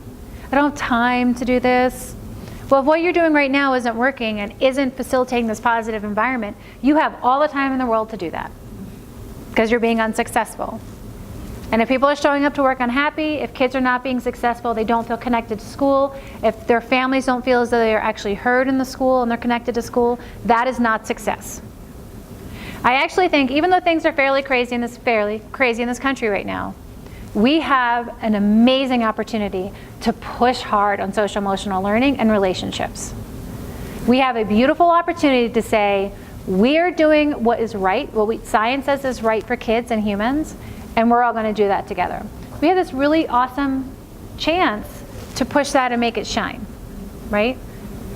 And I know I'm kind of an eternal optimist, and yet I see more buy-in at higher levels of authority making than I have ever seen in my entire life when I talk about relationships, social emotional well-being, or mental health needs. I used to go over, people would they would hire me, and they'd say, we don't want to do that. And I'd say, you paid for me to be here. You actually invited me to talk about this, and you don't want to do it. I'd say the past three years maybe, I've had no pushback. And it's not because I'm an excellent speaker. It's actually just because people are bought into and understand in their own life intimately. And part of this work is your staff understanding intimately how shame impacts them, how relationships help them. That is a big part of it. So they're going to have to actually engage in some of these practices and activities themselves as staff before kiddos even enter the picture. Okay. Different ways that you can start practicing the idea of fair process or thinking about if you have fair process. If you reassign clinicians or social workers, right? You have a social worker who's like part-time in like 18 schools. A new curriculum, teacher unions. I love working with teacher unions, and sometimes people go, ugh, when I say that. I do, because you have a powerful voice. Portland Public Schools, the teachers union got a hold of PBS and they said, we saw the data, it reduces exclusionary discipline, we want it now. You need to train us. Stop with this other stuff, right? Any of these things, from the very big to the small, you're going to change locations. I feel like you could, if you do use the team-implemented problem-solving process, the TIPS process, it's like a set agenda, you have precision statements for data. So your meeting agenda or your TIPS process, you could write in questions to prompt you to think about fair process. Who are all the people that need to have voice in this? Did they have a chance to share their voice? Was it a safe space for them? Have we been transparent about all the moving parts that go into decision making, and have we clarified expectations? You could actually write that into your meeting agenda. You could do it at a staff meeting if you really want to know. You may not really want to know yet. You may just be like, we'll talk about that later. We're not there. Okay? Okay. So we're back to this question. I asked you this at the beginning. What would your goals be? Has anyone refined their goals or thought more deeply about where you think your school should go? Am I thinking a little bit differently about it, or maybe a little bit more in depth about it? Because by the time we come back, when we come back from lunch, I want you to really operationalize and drill into that as best you can. Understanding some of the things are not under your control, right? Some of the things are going to be pie in the sky you're going to share with your administrator or your district. But this afternoon is the time to say, I have thought more deeply and I have questions, and while you have a bunch of smart people in a room together, we can problem solve those questions together, okay? So does anyone want to share, or should I just go? No one wants to stand out. Mm-hmm. It's the camera's fault. I'm kidding. Okay, so let's talk about probability for a second. So Terry Scott is a very, very smart human being, and I really loved it. He's my favorite trainer to see. So if you ever have a chance anywhere to see Terry Scott do a presentation, do it. He's very smart, but it's all very simple, which takes a lot of effort to say complex things in a simple way, and he pulls it off. So a few slides coming up I stole directly from him. So he talks about that good teachers create the conditions that increase the probability of kid success. Bless you. Okay? So they use a series, so kid outcomes, the probability of outcomes is dependent upon the kiddo plus a set of teacher behaviors. And the teacher behaviors that have the highest probability of positive outcomes fall into these areas here: explicit curriculum, modeling, engagement, goals, consistent routine, practice, proximity, space, authentic practiced, so spaced out, authentic engagement, formative assessment, high rates of positive to negative feedback. Now he wrote the highest probability because lots of things are evidence-based, but I'm going to give you a good analogy for evidence-based for those of you that have responsibility for selecting practices or curricula in your school or weighing in on like curriculum adoption. So you can think of evidence-based as like a race. Like we're going to have a race. Everyone in this room right now is going to leave, and you're going to run to the airport and back. And yes, that sounds like fun or horrifying. And anyone who finishes who crosses the finish line is evidence-based. Anyone who finishes it all is evidence-based. But some of you will come back much sooner, right? You're a much better evidence-based runner. Some of you may make it in 3 or 4 days, and you would still be considered evidence-based. Not all evidence-based things are created equal, okay? So you want to look for things that are the highest probability or highest effect size, right? For those of you, my fellow nerds. That's what you want to look for your kiddos. So people may come to you with shiny objects. And I don't want you to say, is it evidence-based? That's not your first question. What's the probability? What's the likelihood? How strong is the evidence, right? How much change? Because lots of things are evidence-based, but they're not all the same. We're not all going to cross that finish line at the same time. I am probably last. In fact, I will hitch a ride, and I will let that person drive me back. These are practices. When I said at the beginning, you have to have a foundation of classroom practices that facilitate a positive, predictable learning environment. Here they are. And the good thing is they show up in lots and lots of ways and lots of words, and we confuse people, but they're basically the same thing. Okay? So the teacher already said this. We have evidence that these high probability strategies result in the best outcomes for kids. In fact, if you look at schools that have high levels of poverty, if you're looking at teacher behaviors for successful schools, you can't tell them apart from any other school. Like you would not know. Does that make sense? I don't think I did that well. Yes, thank you. You're so honest. I love it. It's refreshing. I feel like I'm in New Jersey again. Anyway, it's an East Coast joke. I went from the East Coast to the West Coast. It's very different. Just throwing it out there. Hold on, it'll come back to me. I distracted myself thinking about New Jersey. Where did it go? What was I saying? Can't tell the difference between The teachers knowing. Oh, yes. Okay, thank you. Whew. Yeah. It was a senior moment. It happens to me all the time. I get very excited. It falls out of my brain. So you can't tell the difference between, so typically high poverty schools have fairly negative outcomes for kids, right? And high SES schools have positive outcomes for kids, right? If you look at high poverty schools that have high rates of these high leverage practices, where teachers are doing it a lot, they look just like high SES schools. Their outcomes match high SES schools. But we know that high SES schools generally has to do with, it's like selection bias, right? It's who's going there, okay?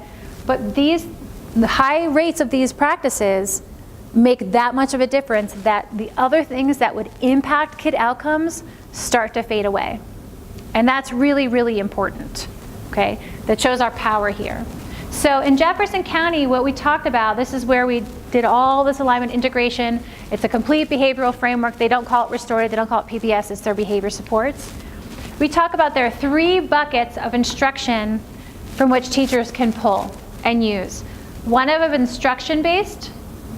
It's direct and explicit. It's teacher facilitated, not teacher lecture, not teacher dictated, teacher facilitator of learning, okay? Authentic examples, multiple opportunities, and engages the students. So kids are doing stuff with their learning, right? That was my doing stuff with their learning motion. There's an environmental bucket, so we have routines, physical space, procedures, consistent, and we have a relationship bucket. And we pull and we intentionally set up our environment so these 3 buckets are really explicit and prominent, and we see teachers using these practices all the time, on purpose, not by accident. And that's what I mean by saying good to great. You have people that are doing some things naturally, not intentionally, and they're not dosing up kids enough. None of us in this room are going to suffer from having lots and lots of positive relationships. None of us. You can't over positive relationship anyone, right? But we often under positive relationship people. We often underwhelm our kids with our high leverage practices. We're not actually using them at the right dosage. So one of the things I really appreciate about the MTSS view, it's about dosing. It's about adding. You can say you're exercising by walking to the mailbox and back, but you're not going to benefit from the results, right? You actually have to sweat, I've heard. You have to work your heart to benefit cardiovascular, right, to get that benefit. So we want to go from good to great. We want to be intentional about how much our dosage is, which means we have to be reflective about what we're currently doing. Okay? Anybody else? Mind blown? Your mind is blown. My mind is blown.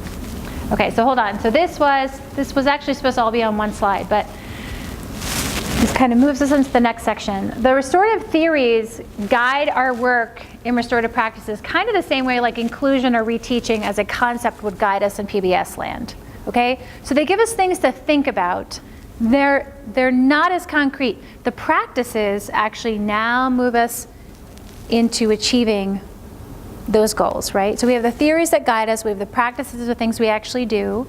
And for a long time, I just wanted to go right to the practices, which is akin to saying, I'm not going to teach you the concept of multiplication, I'm just going to make you memorize multiplication facts, right?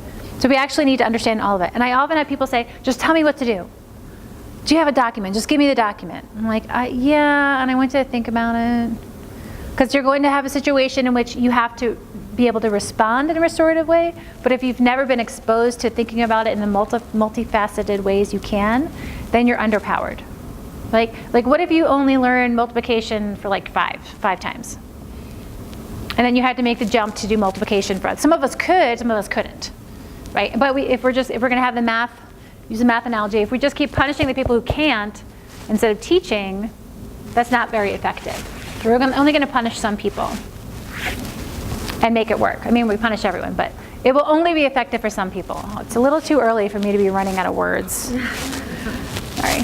So the practices, restorative practices, the actual practices provide a set of proactive and responsive strategies for us to make relationship building and repair more explicit, to make community building more explicit, right? So we want to be with, we want to use fair process, we want to consider shame, and restorative practices will help us navigate that. Now we have a set of tools to do it.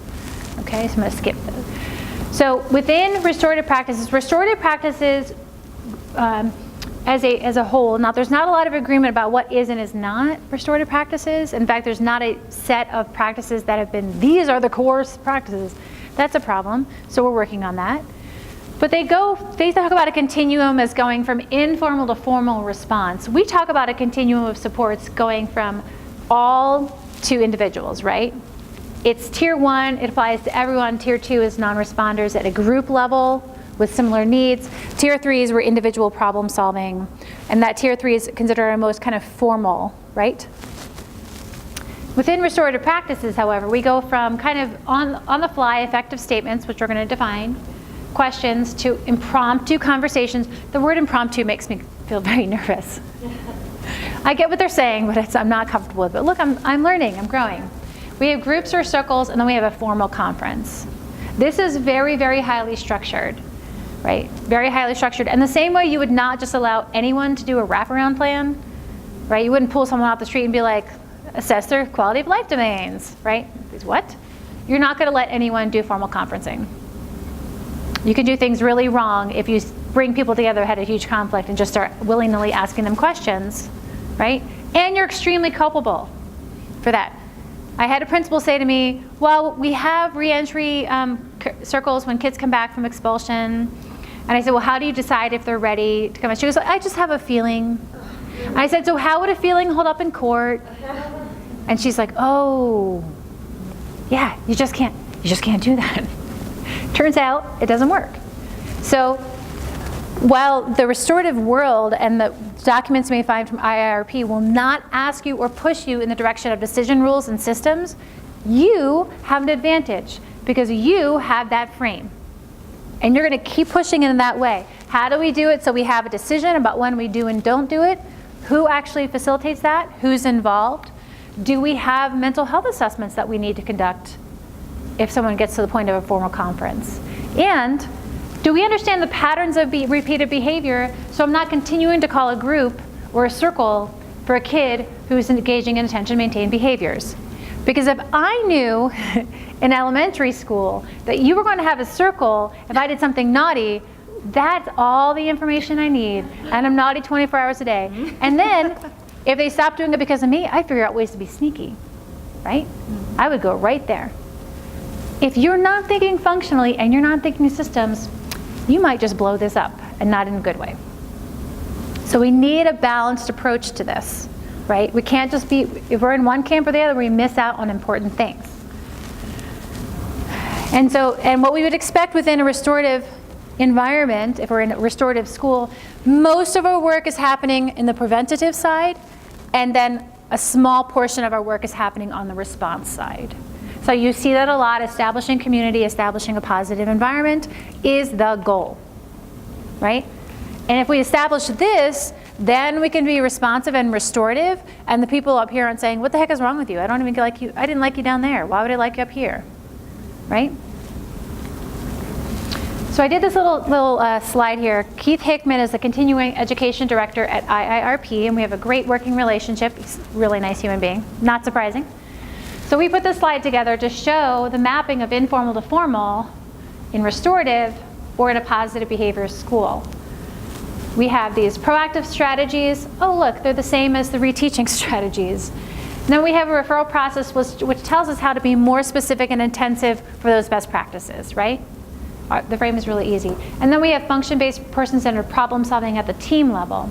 So we go from individual teacher to a team, the invitation for team to get involved. I want the same thing to be going on when you're going through a continuum of practices for restorative, right? The office referral is not the intervention. The office referral is an invitation to problem solve with more brains than yours. Okay? So if teachers are burnt out and stressed, I want you to ask yourself, at what point are they actually writing a referral? At what point are they actually kicking a kid out? Because they should have, what they needed, I'm not going to say should, what they needed was a tag out button before they got to the point where their hair was on fire. What they may need before that is for someone to say, it's okay for you to tag out, this is what it looks like. And we will make sure that is instructional time for a kid. We're not using buddy rooms and sending kids out willy-nilly, okay? We will make sure, and maybe before that what teachers need is, this is what how do you know what you feel like, what your body feels like when you're really stressed? Think of pre-skills, keep going backwards. Where do we need to teach, okay? So we want this to be structured the same way that this is structured. Okay, this is a good one. So you do a little thinking and writing time. And folks at home can do this too. I love saying that. It's so satisfying. Folks at home. To actually stop and take a minute and think about, and if I was at a staff meeting or a team meeting, I would actually stop and this would be my entire meeting. What practices are we using right now? Where do they fit on our continuum? You could use it as a time to point out where are things that might be inadvertently shaming, right? And do any of these things build relationships? So if we did this, could we fill in with what are our positive practices that honor relationships that reteach?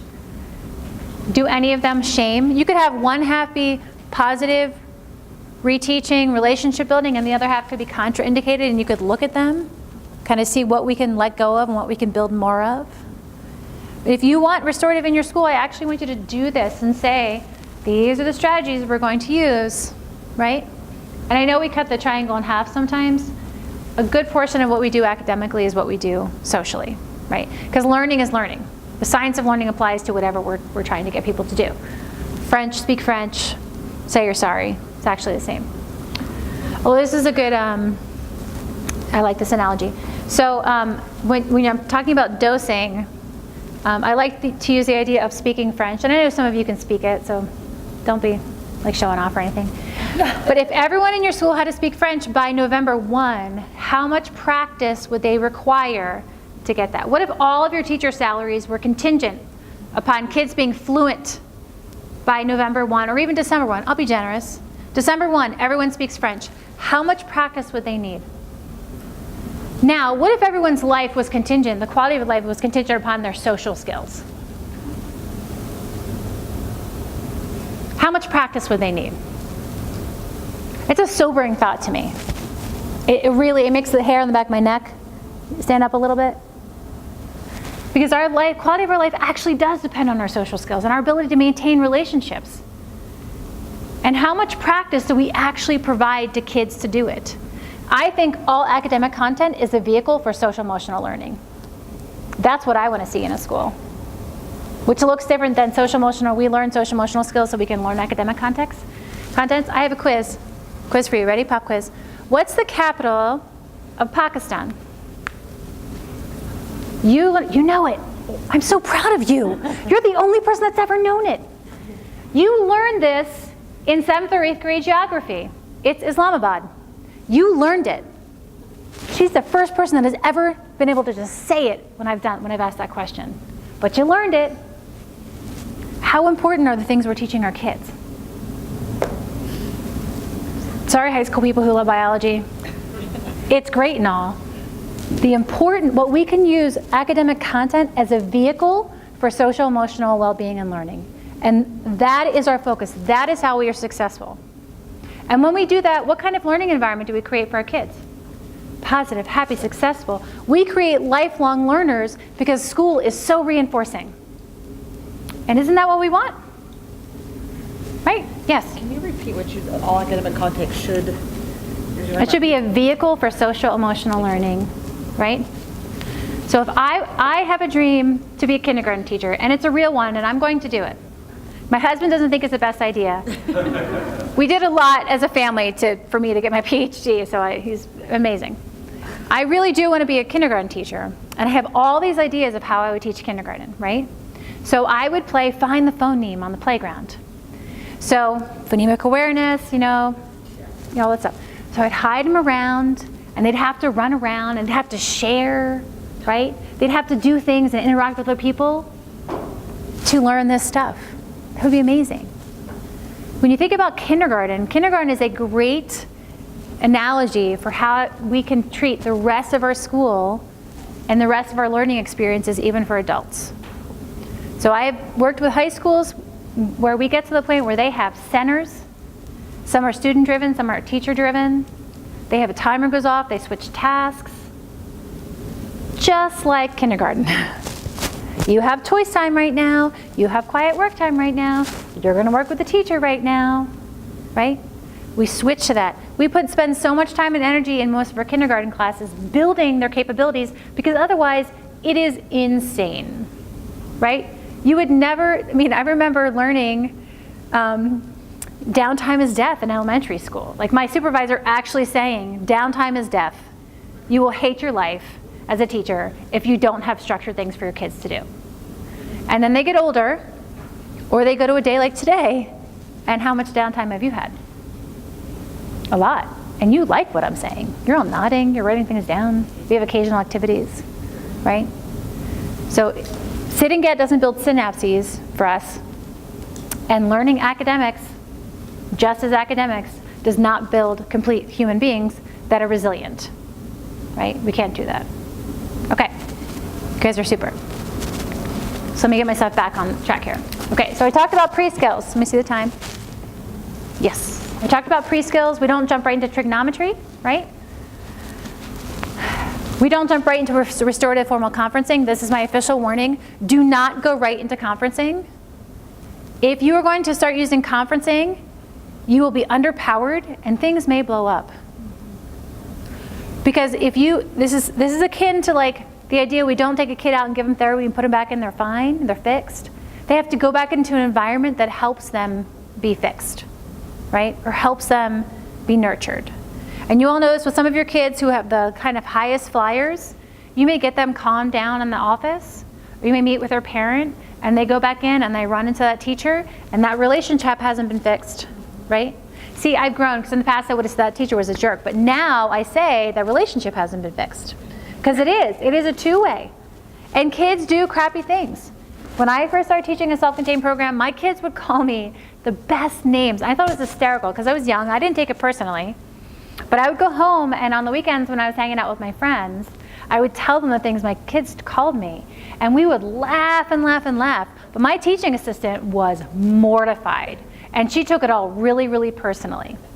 And of course, as soon as they knew she took it personally, what did they do? Right? Right, they would do that. So I didn't take it personally.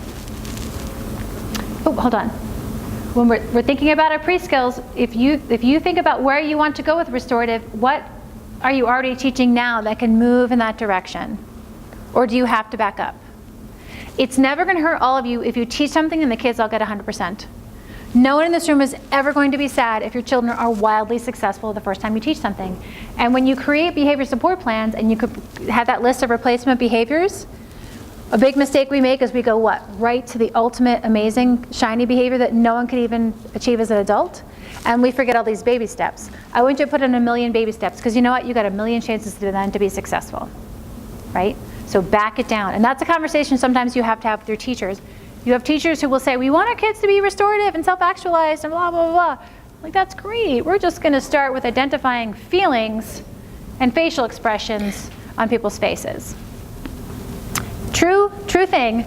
Adolescents have a harder time deciphering facial expressions than adults. When you're an adolescent and you're functioning without amygdala, you actually have a hard time interpreting what people's faces mean. And there have been studies, that Oregon Research Institute did studies on adolescents and adults' ability to interpret people's facial expressions. And it was astounding. I thought it was made up. And then I read the study. Okay? So they actually have a harder time. So you know the thing you do with toddlers, my favorite. Toddlers, they look like they're in an acting class, an improv class. You're like, show me happy, show me sad, show me angry, right? You do, it's fun with kids. And we actually might need to do that with our adolescents as well, right?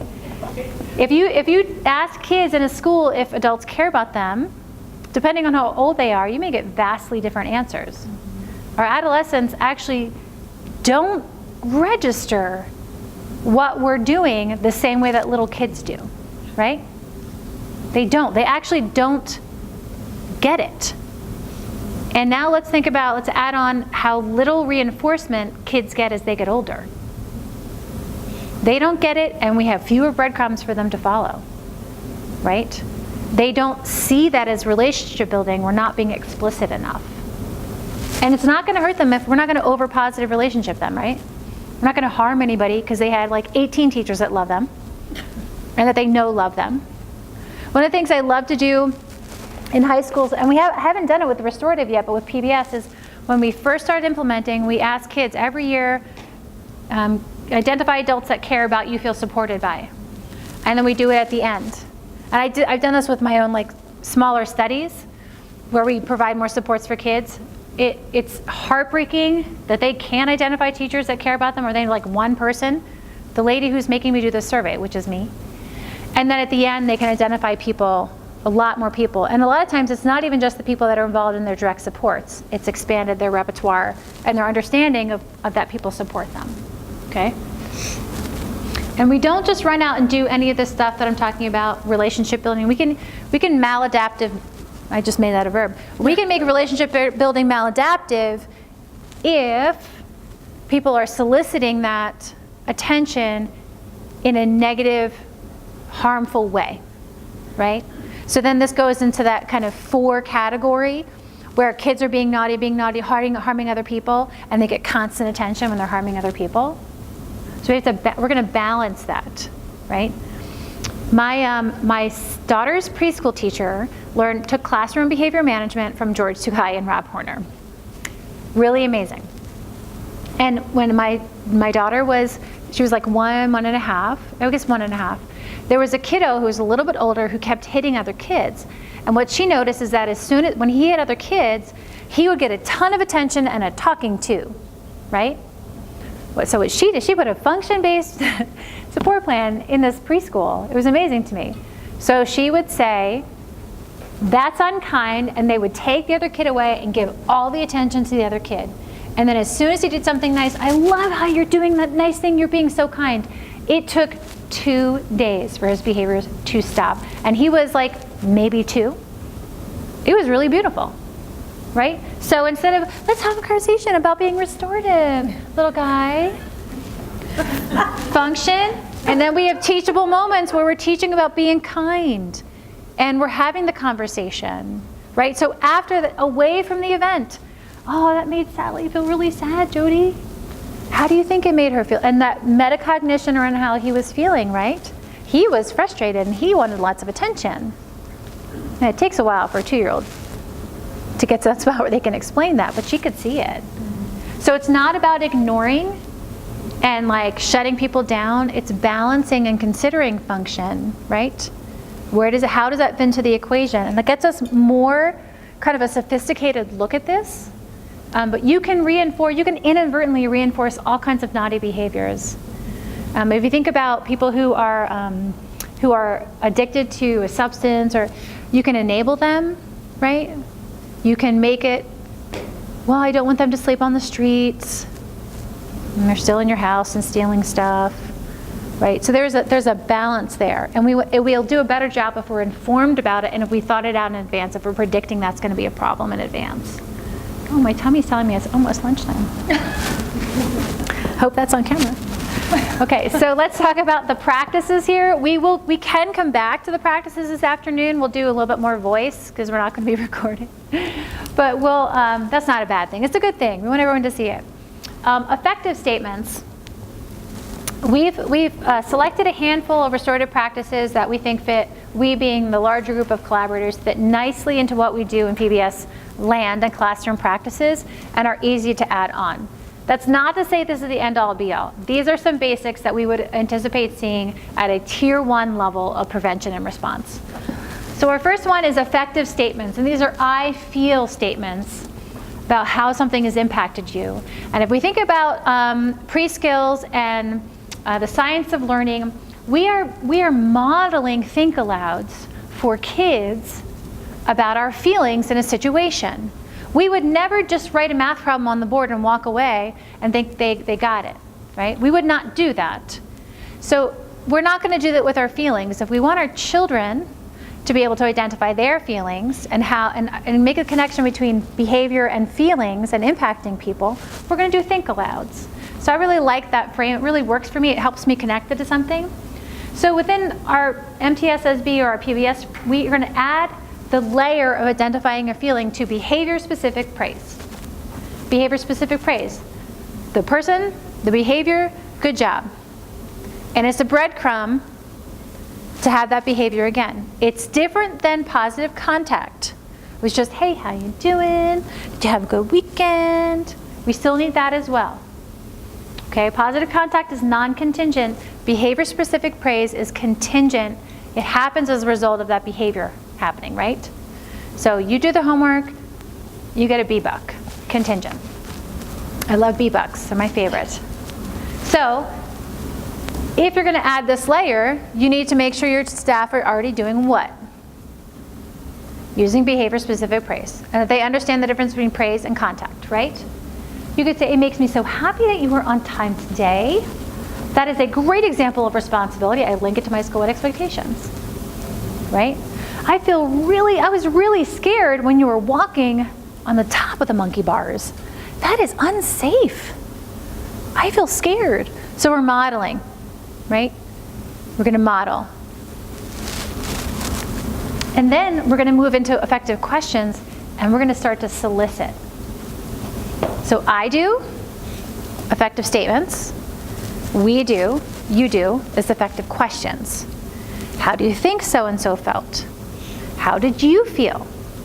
We're soliciting the connection of feelings. We're going to say, it's going to ask our students to make this connection, right? We're going to use questions that get people to talk about actually how they were feeling in a situation.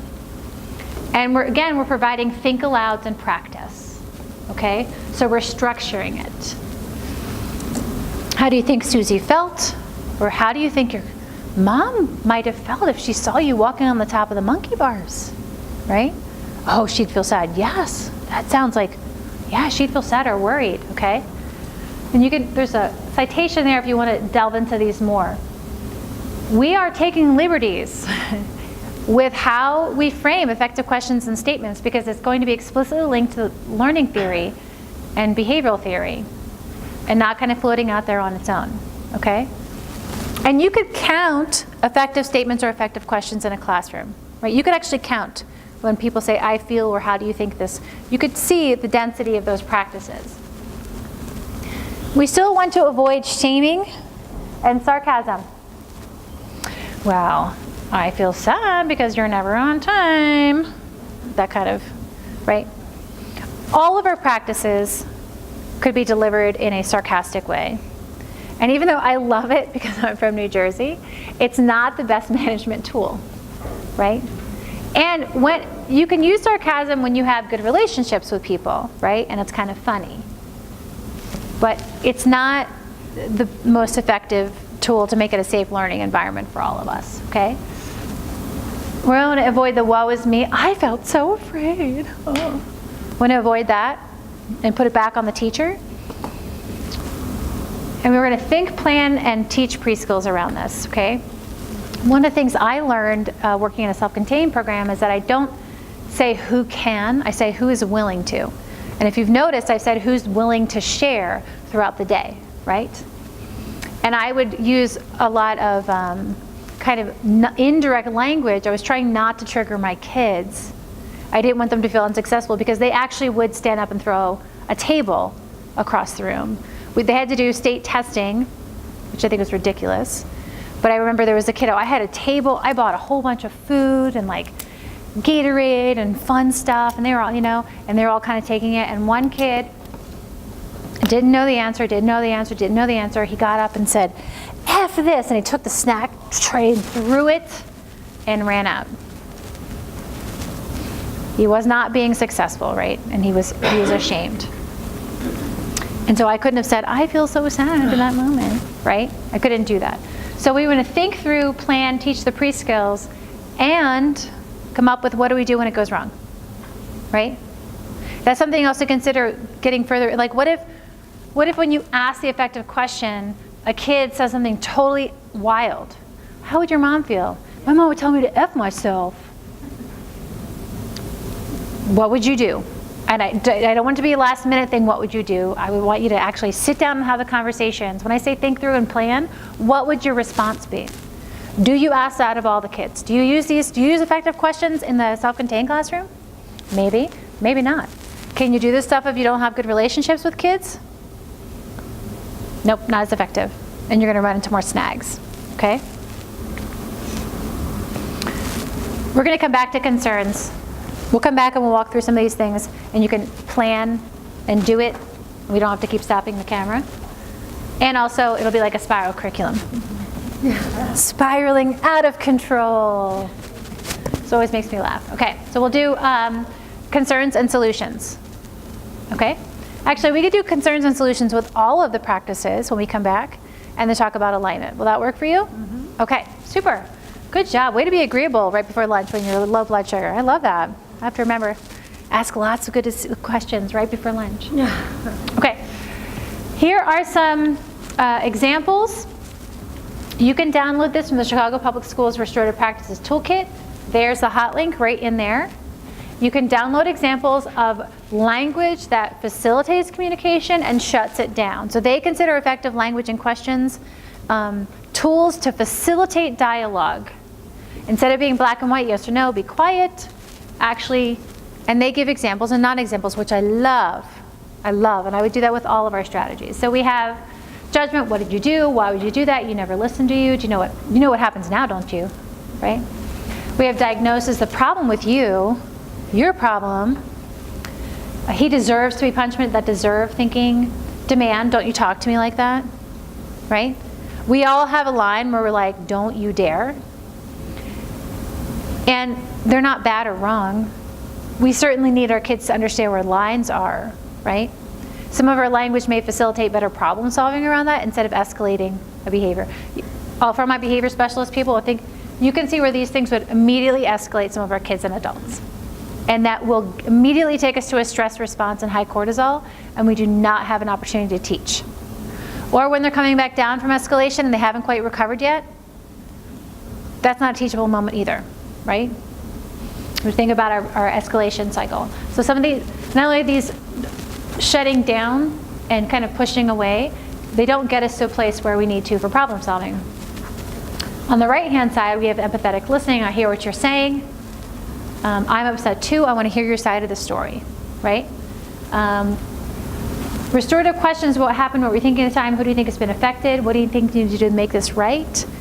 These would be asked in a calm, respectful way, the same way you might say, oh, there's a silent E at the end of this word, don't let it trick you. Up, what do we have to do with this extra? We got to carry the one. Don't forget to carry the one. These are practiced. And not, what were you thinking? Because no kid really knows what they're thinking. Ask a 4-year-old, what were they thinking? Huh? And then I statements. When I heard you speaking, I felt frustrated because I blah, blah, blah, right? And we could certainly say these things in a sarcastic way. We don't want to say them in a sarcastic way. So examples and non-examples.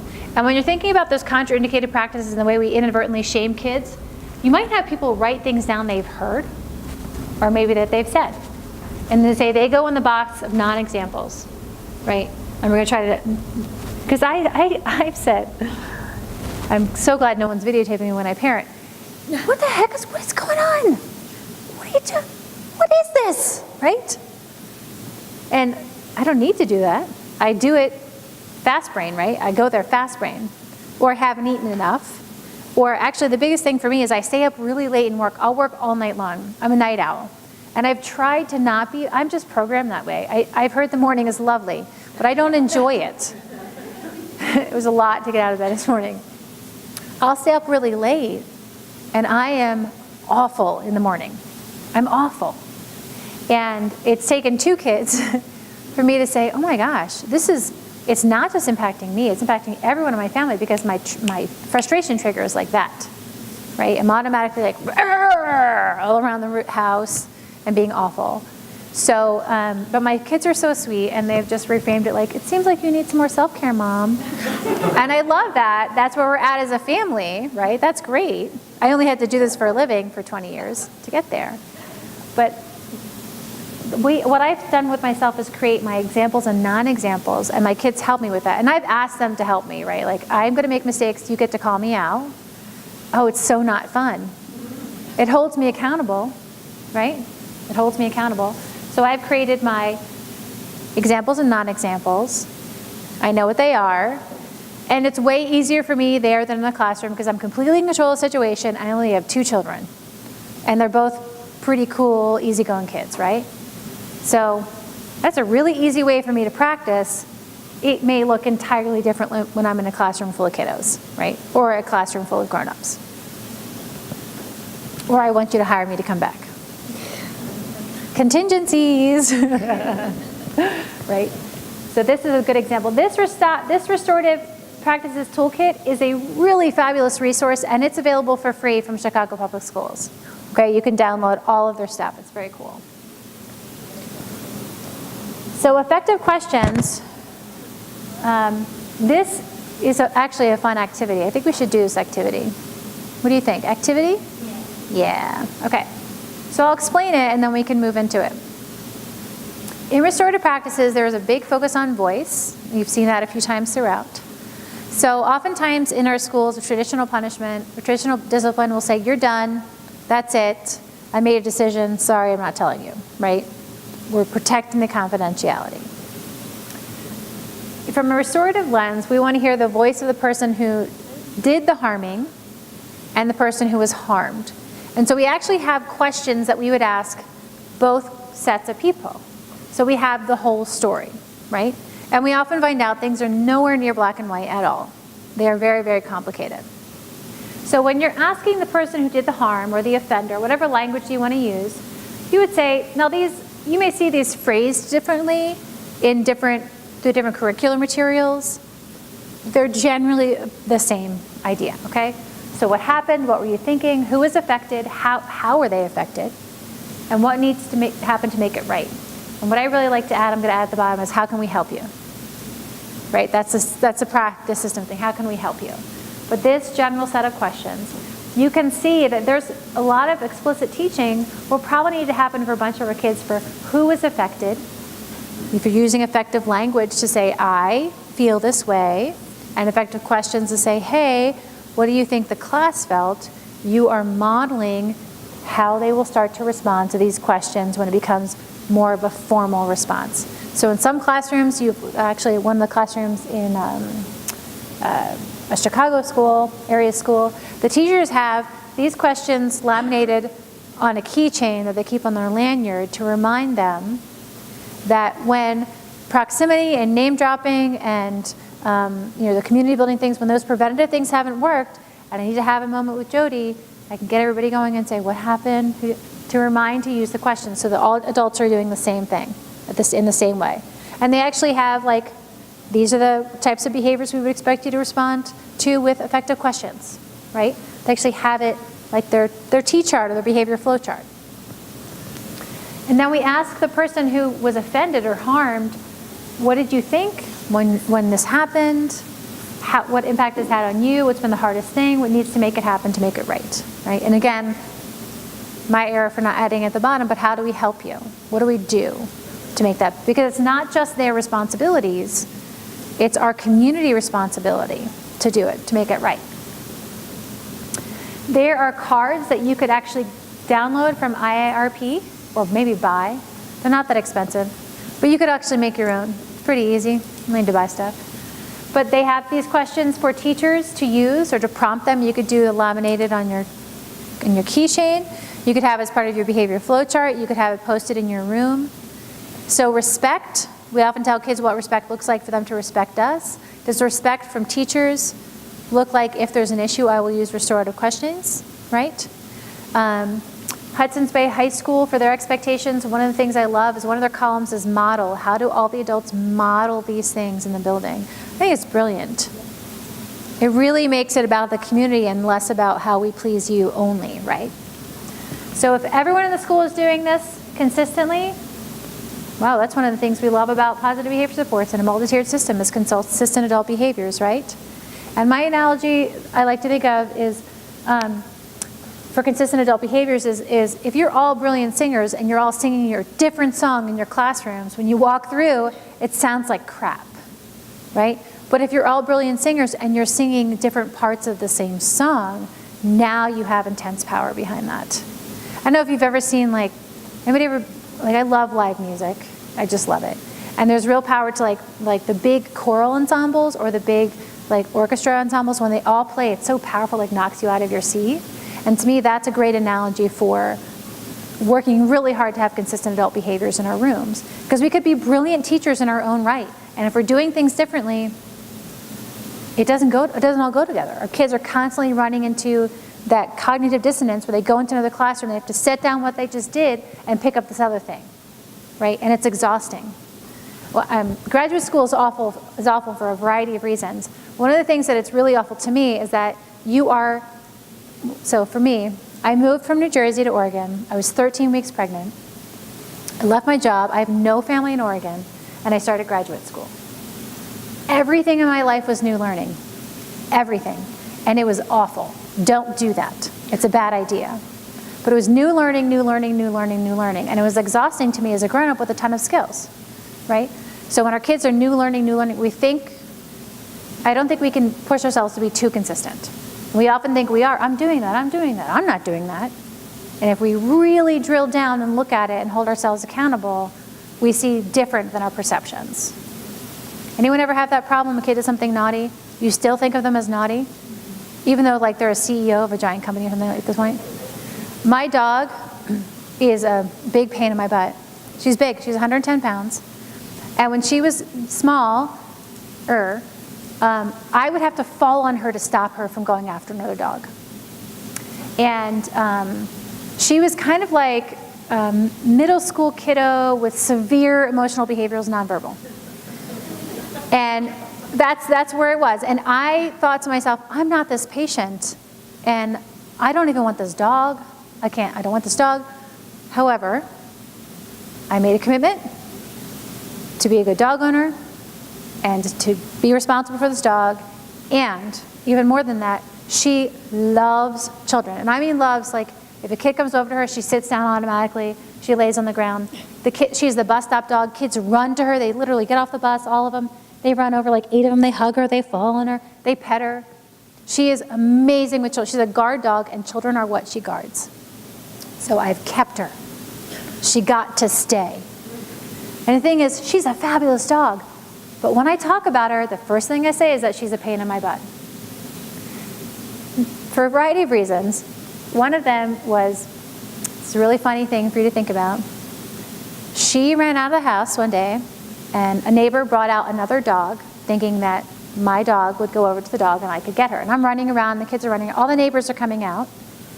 And it's like the main kind of cul-de-sac in my neighborhood. Well, my dog decides, she's so excited to see this other dog, she runs right at the other dog. And the other dog freaks out, and now she's freaking out. Now there's this little dog on a leash all over the place. My dog, she wasn't 110 pounds, she was like 90 pounds at that point. Barking and jumping all over the place. I jump on her, and I am wrestling her in front of all of my neighbors to get my dog under control. I break my finger, my hair clip breaks and falls out of my head, like my ponytail's gone. All of my neighbors are mortified, and I stand up, and I'm like, I'm fine. And I go like this, and then my daughter says, Mom, here's your hair clip.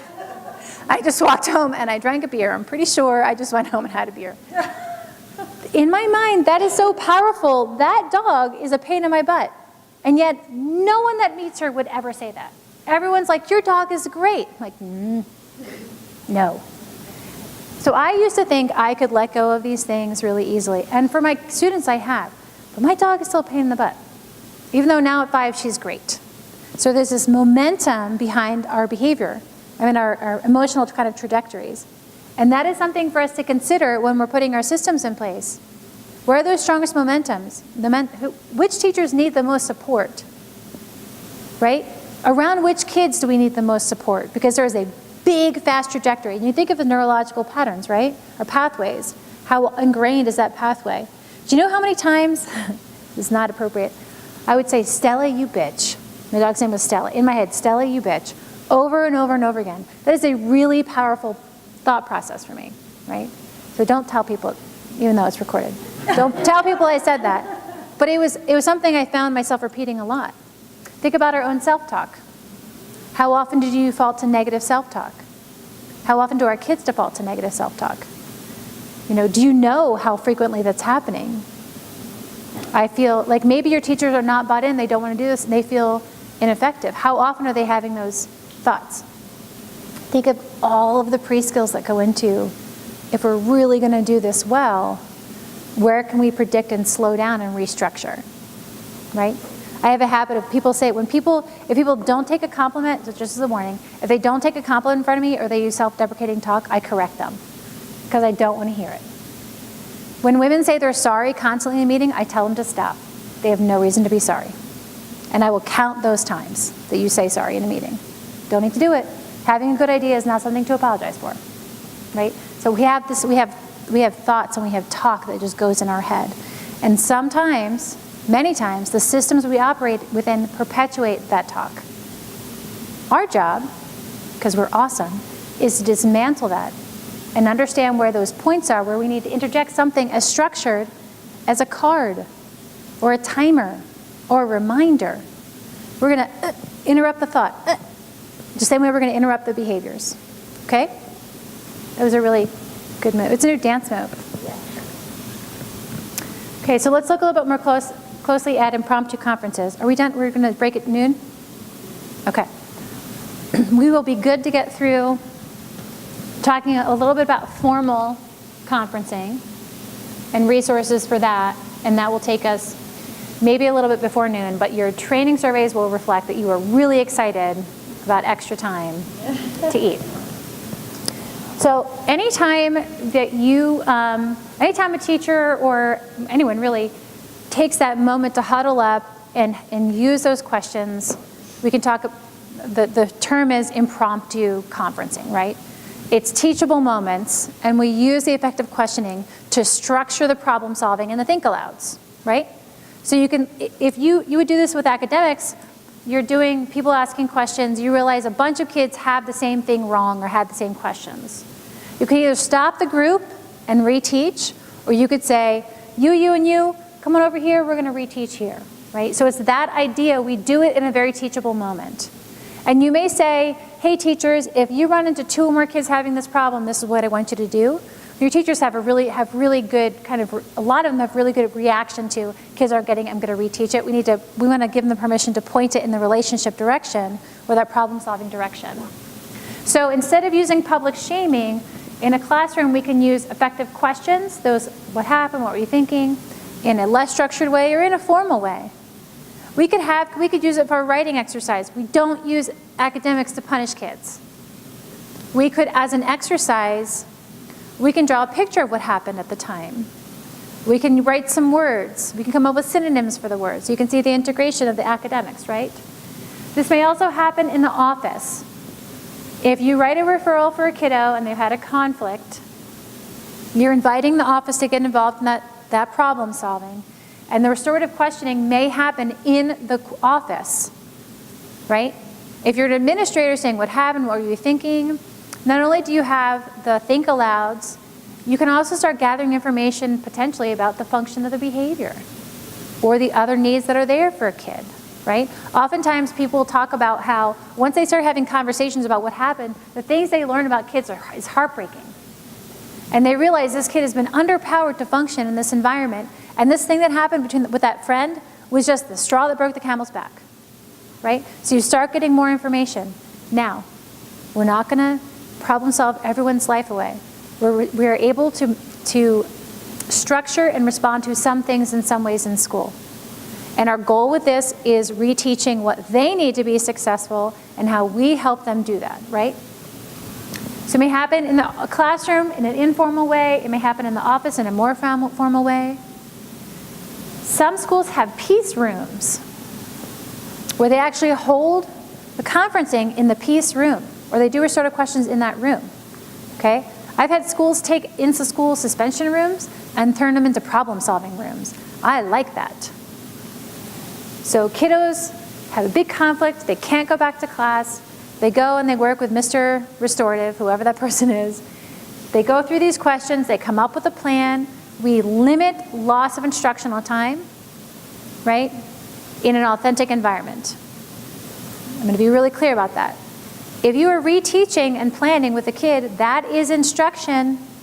It's not authentic environment. It's real easy to be nice when nobody else is driving on the road, right? It's hard to be nice, especially if you're from New Jersey, when it's packed and it's crowded, right? So you can get instruction in an isolated manner. It's really not very meaningful. Or you can get instruction in an authentic environment where you actually have to use all those skills, right? And there are times where we pull a kid out, we do some teaching, we put them back in. We want to put them back in with structure and support, which means the teacher has to know how to behave, Or you got to get that awesome person who did the problem solving to go in and coach everybody up. You decide which one you have resources to handle, okay? And the idea is that these are individual student questions. It's a redirection. What happened? What can we do differently, right? We're reteaching, and we're getting to think about how their behavior impacted or was impacted, and what they need to make it right. So you can see there's fair process in there as well. There's transparency, there's voice, okay? And then in our realm, we go back to our expectations about how we teach people, right? So we go back to our school-wide expectations. Administrators can do this in processing suspensions. I would like you to do it without it being a suspension. And when we're going through suspension, right? Or when somebody comes back from suspension. I have some high schools that no one comes back from suspension without going through this process, right? They went into it before they left. They go into it when they come out. They come back. This happens in a few places for expulsions. I was working with a school district not that long ago. They had some really, really big incidents happen. Kid was expelled. They went to another school in the district, and they had a re-entry restorative conference to get that kid back into that location, okay? So that was part of their district policy. Because otherwise you have kids, you know, they hop from school to school and they burn all the bridges, right? All the way around. So this was a district policy. And again, the power of every administrator asking the same question. What if your elementary school principal, your middle school principal, and your high school principal, or your deans all responded in the same way? What kind of powerful trajectory is that for kiddos going through that school district? That's amazing. They know what to expect, they know what to do. They're not learning a different language in every class, they're all learning French, right? They're all in every school level. If administrators are doing this, the staff need to know. They need to understand the process of how this is going to work, what it's going to look like, what's the communication and follow-up. So yes, I met with Jody. A restorative plan looks like X, Y, and Z. This is my responsibility, this is your responsibility. So often what I see when I look at the restorative trainings and documents is that the idea of documenting or paperwork is just like, gone. Not there. You have to document. You need a place for restorative plans to go. There's an action plan that goes along with it. There's a follow-up. There's progress monitoring. The same way if you were creating a behavior support plan, not for the filing cabinet, but for real life, you would actually have points in time where you're kind of touch back, right? Where you review that and you know who does what. Okay, circles. I know we're going a little bit quicker, but we're going to come back. So this is from the IIRP work. The circle as a symbol to help promote these ideas. They're great and all, but I've seen like circles where a teacher's standing or sitting or over there, not part of the community building circle. Kid says, I like purple. They pass the microphone. I like green. Okay, that's not community building. That's just compliance. Okay? So the idea is that circles are kind of at the root of what it means to be a human community, and that so much of our time over evolution as we know it has relied on this idea of a circle. Okay, so it's a very potent symbol. So in part, it's symptomatic. It also promotes everyone taking a turn. Let's think about opportunities to respond for a second.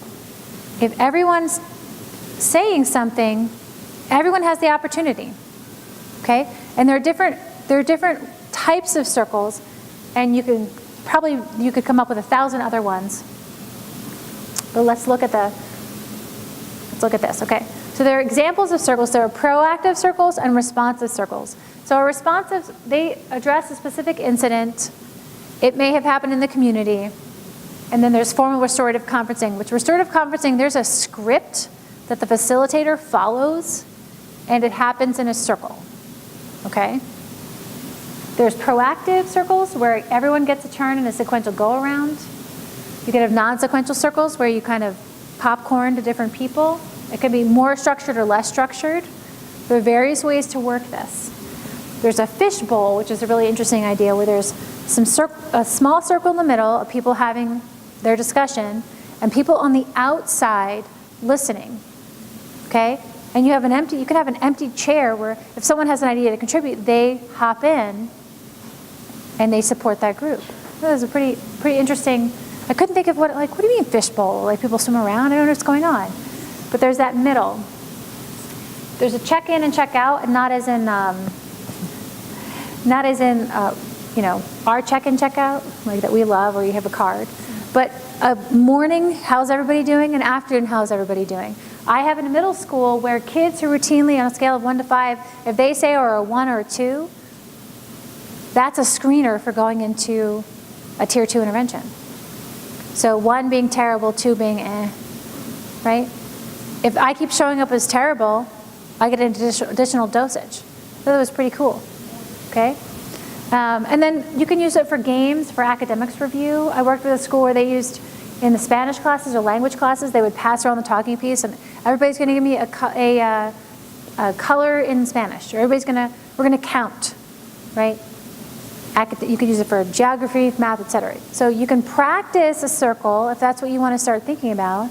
You could practice it in a non-vulnerable way, where we are not sharing things about our, spirit animals, but we are practicing counting, or we are noticing something, or we're choosing a synonym for a word, or we're choosing an antonym, right? You could use it in a variety of academic ways for people to get some fluency in that format. I started doing circles with my kids right after I started learning about restorative practices. It was really hard for me for a lot of reasons.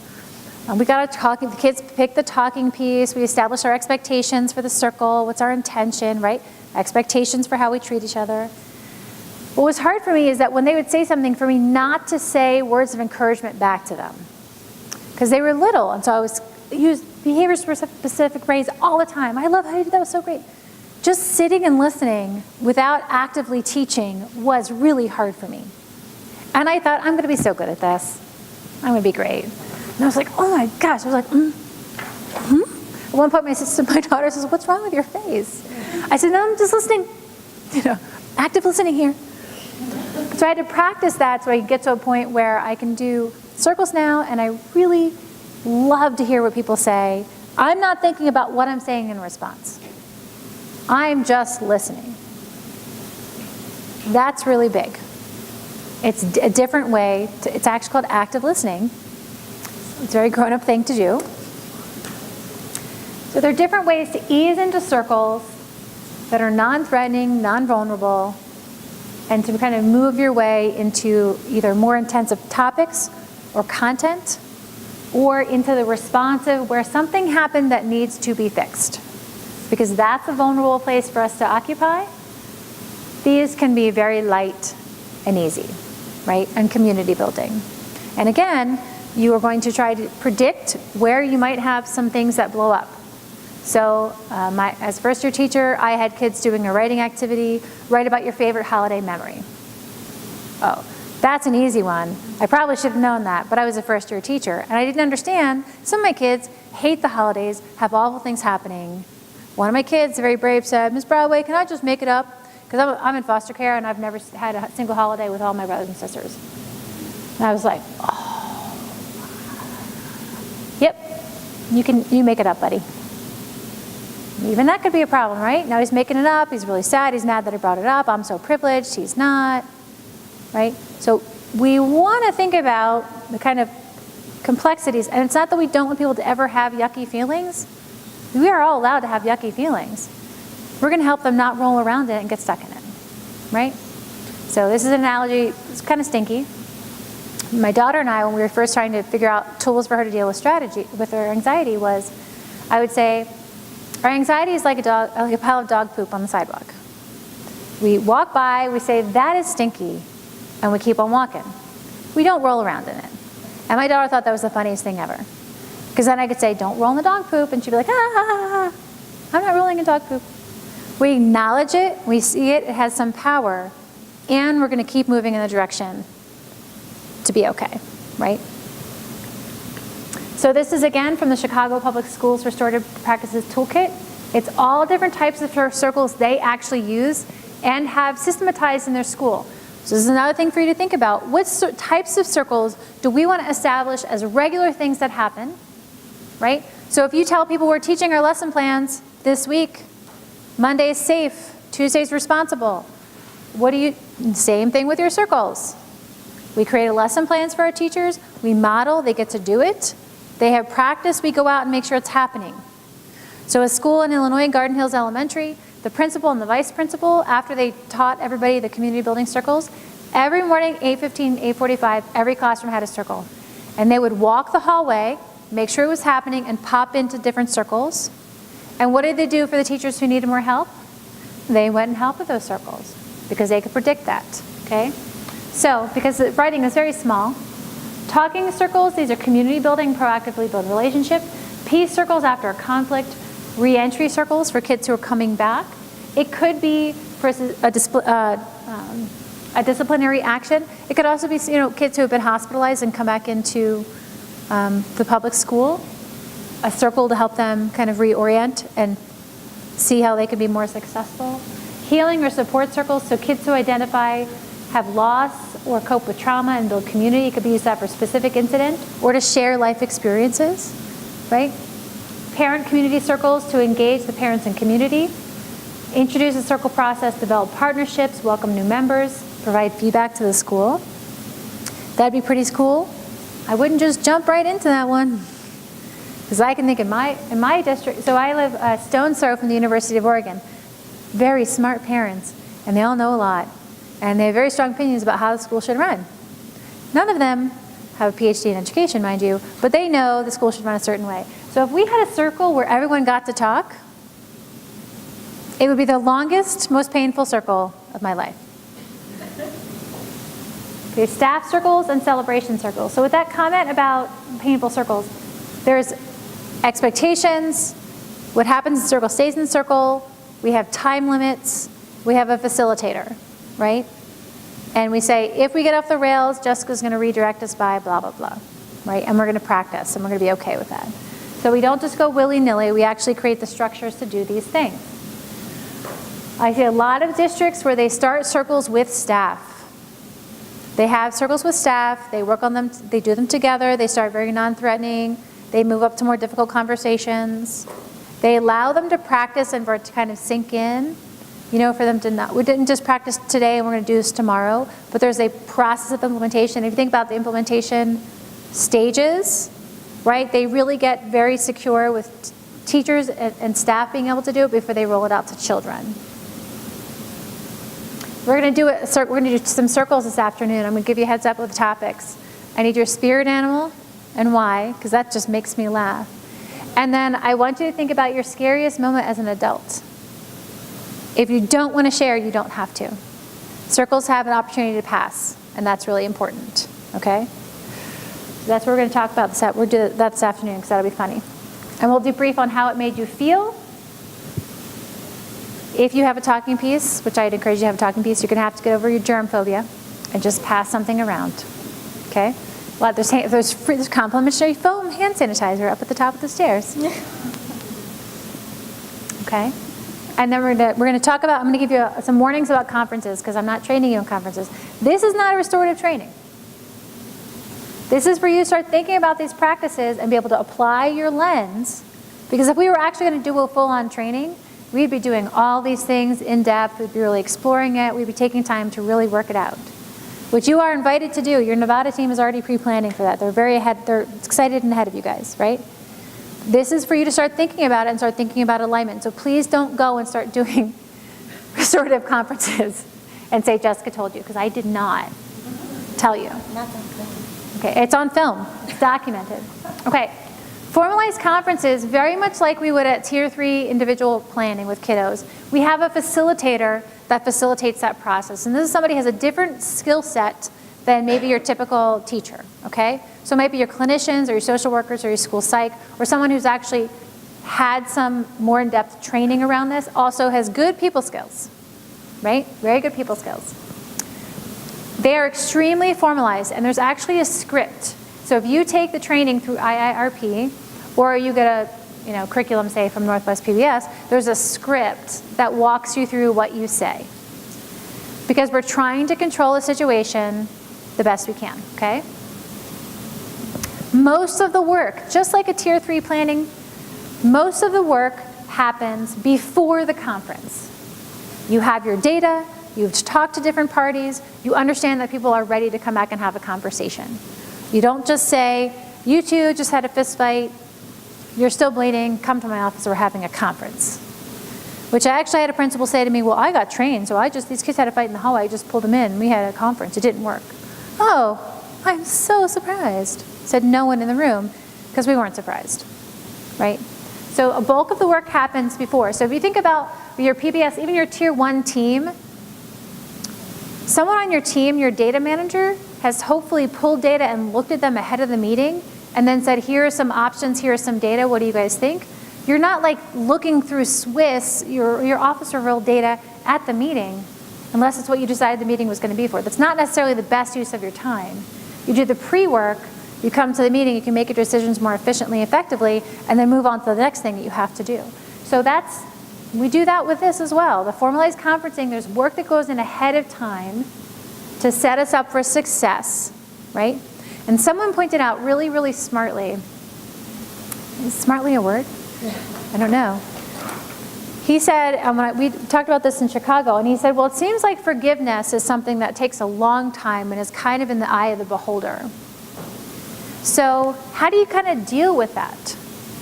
Someone who has good person skills, good clinical skills, has done the restorative formal training, would be more equipped to make that decision, but in an informed way, right? So forgiveness. So American Psychological Association has actually done studies on forgiveness and what things need to be in place that facilitate forgiveness and block forgiveness. So we actually have a science that can help guide us. Now that doesn't show up in the IIRP work. I'm suggesting that we add those types of things so we have really robust and defensible processes. Because I have a feeling, or I've got a hunch, doesn't hold up anywhere, right? And it could be damaging. So this pre-conference work may actually require a mental health screening or a psychological exam, right? It may require those things. Whoever is facilitating that is most likely somebody who's also facilitating other tier 3 work. And they know who the community mental health providers are to go for information. If they don't have it, they may pull in other people into that conversation. So the same way your tier 3 plan would reflect the domains of need and strength, when you have a restorative conference, we're also going to consider those things. It doesn't mean we're going to talk in circle about their life domains. The circle is about the incident. But if you're having a circle about an incident, you need a bigger plan about everything else. Okay? It doesn't happen in isolation. Very rarely would it happen in isolation. Okay? Oh, I did not mean to do that. No. Okay, there. And this is much more intensive, as you can see. This is going to take a lot more work and time, even just to schedule it, okay, to get it going on. Here are the phases or steps of a conference, the way IIRP has written it, okay? So you have a pre-conference meeting. So you may have lots of pre-conference meetings with the different people involved to get their feedback on what happened, how they were impacted, what they were thinking, right? You use those scripts. Then there's a preamble. This is why we're here, this is what we're doing. You actually use the script to keep it focused. The same way you would use a meeting agenda to keep you moving forward instead of it being a meeting that does this. You don't know where it ended up. You have it scripted. People process the incident using the effective questions. How are you impacted? What do you think? You go around. What happened? People respond. What were you thinking at the time? You may go around 2 or 3 times for people to, because I can't talk if Jody's talking, but she said this thing and made me think of this other thing.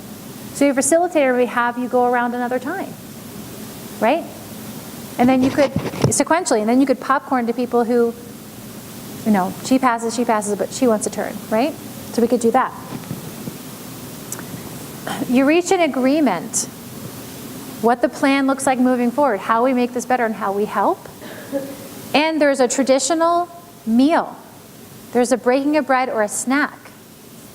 So it is a ritualistic, there are ritualistic elements to this, right? That are not just about the script. I've said this for a long time. When I have folks at the district level that don't want to work together, I want to go out to dinner with all of them. I want us all to go out to dinner together. And we're all going to sit at the same table so we can see each other. Because we start making connections and we start seeing each other as human beings. So there's a real function of eating together. Just making sure it's gluten-free bread, and Ashley and I are there. Okay? But there's a function of that. This is the formalized process for a high-level formalized conference in response to an incident. Okay? And you have to have the pre-work to go in to make sure you are at a place where you know there can be some agreements, and you know people can eat together without strangling each other. Right? It takes a lot to sit down and eat with someone who has harmed me or I've been harmed by. Right? It takes a lot on all ends. So you can see this may take a long time for you to organize and get in place. Now think about the flexibility of your systems to host something like this, to manage something like this effectively. I mean, your behavior support person who's running around pre-conferencing, how long is it actually going to take for them to meet with everybody depending on their schedule? Be worried about it. Don't just say we're going to do it. Okay?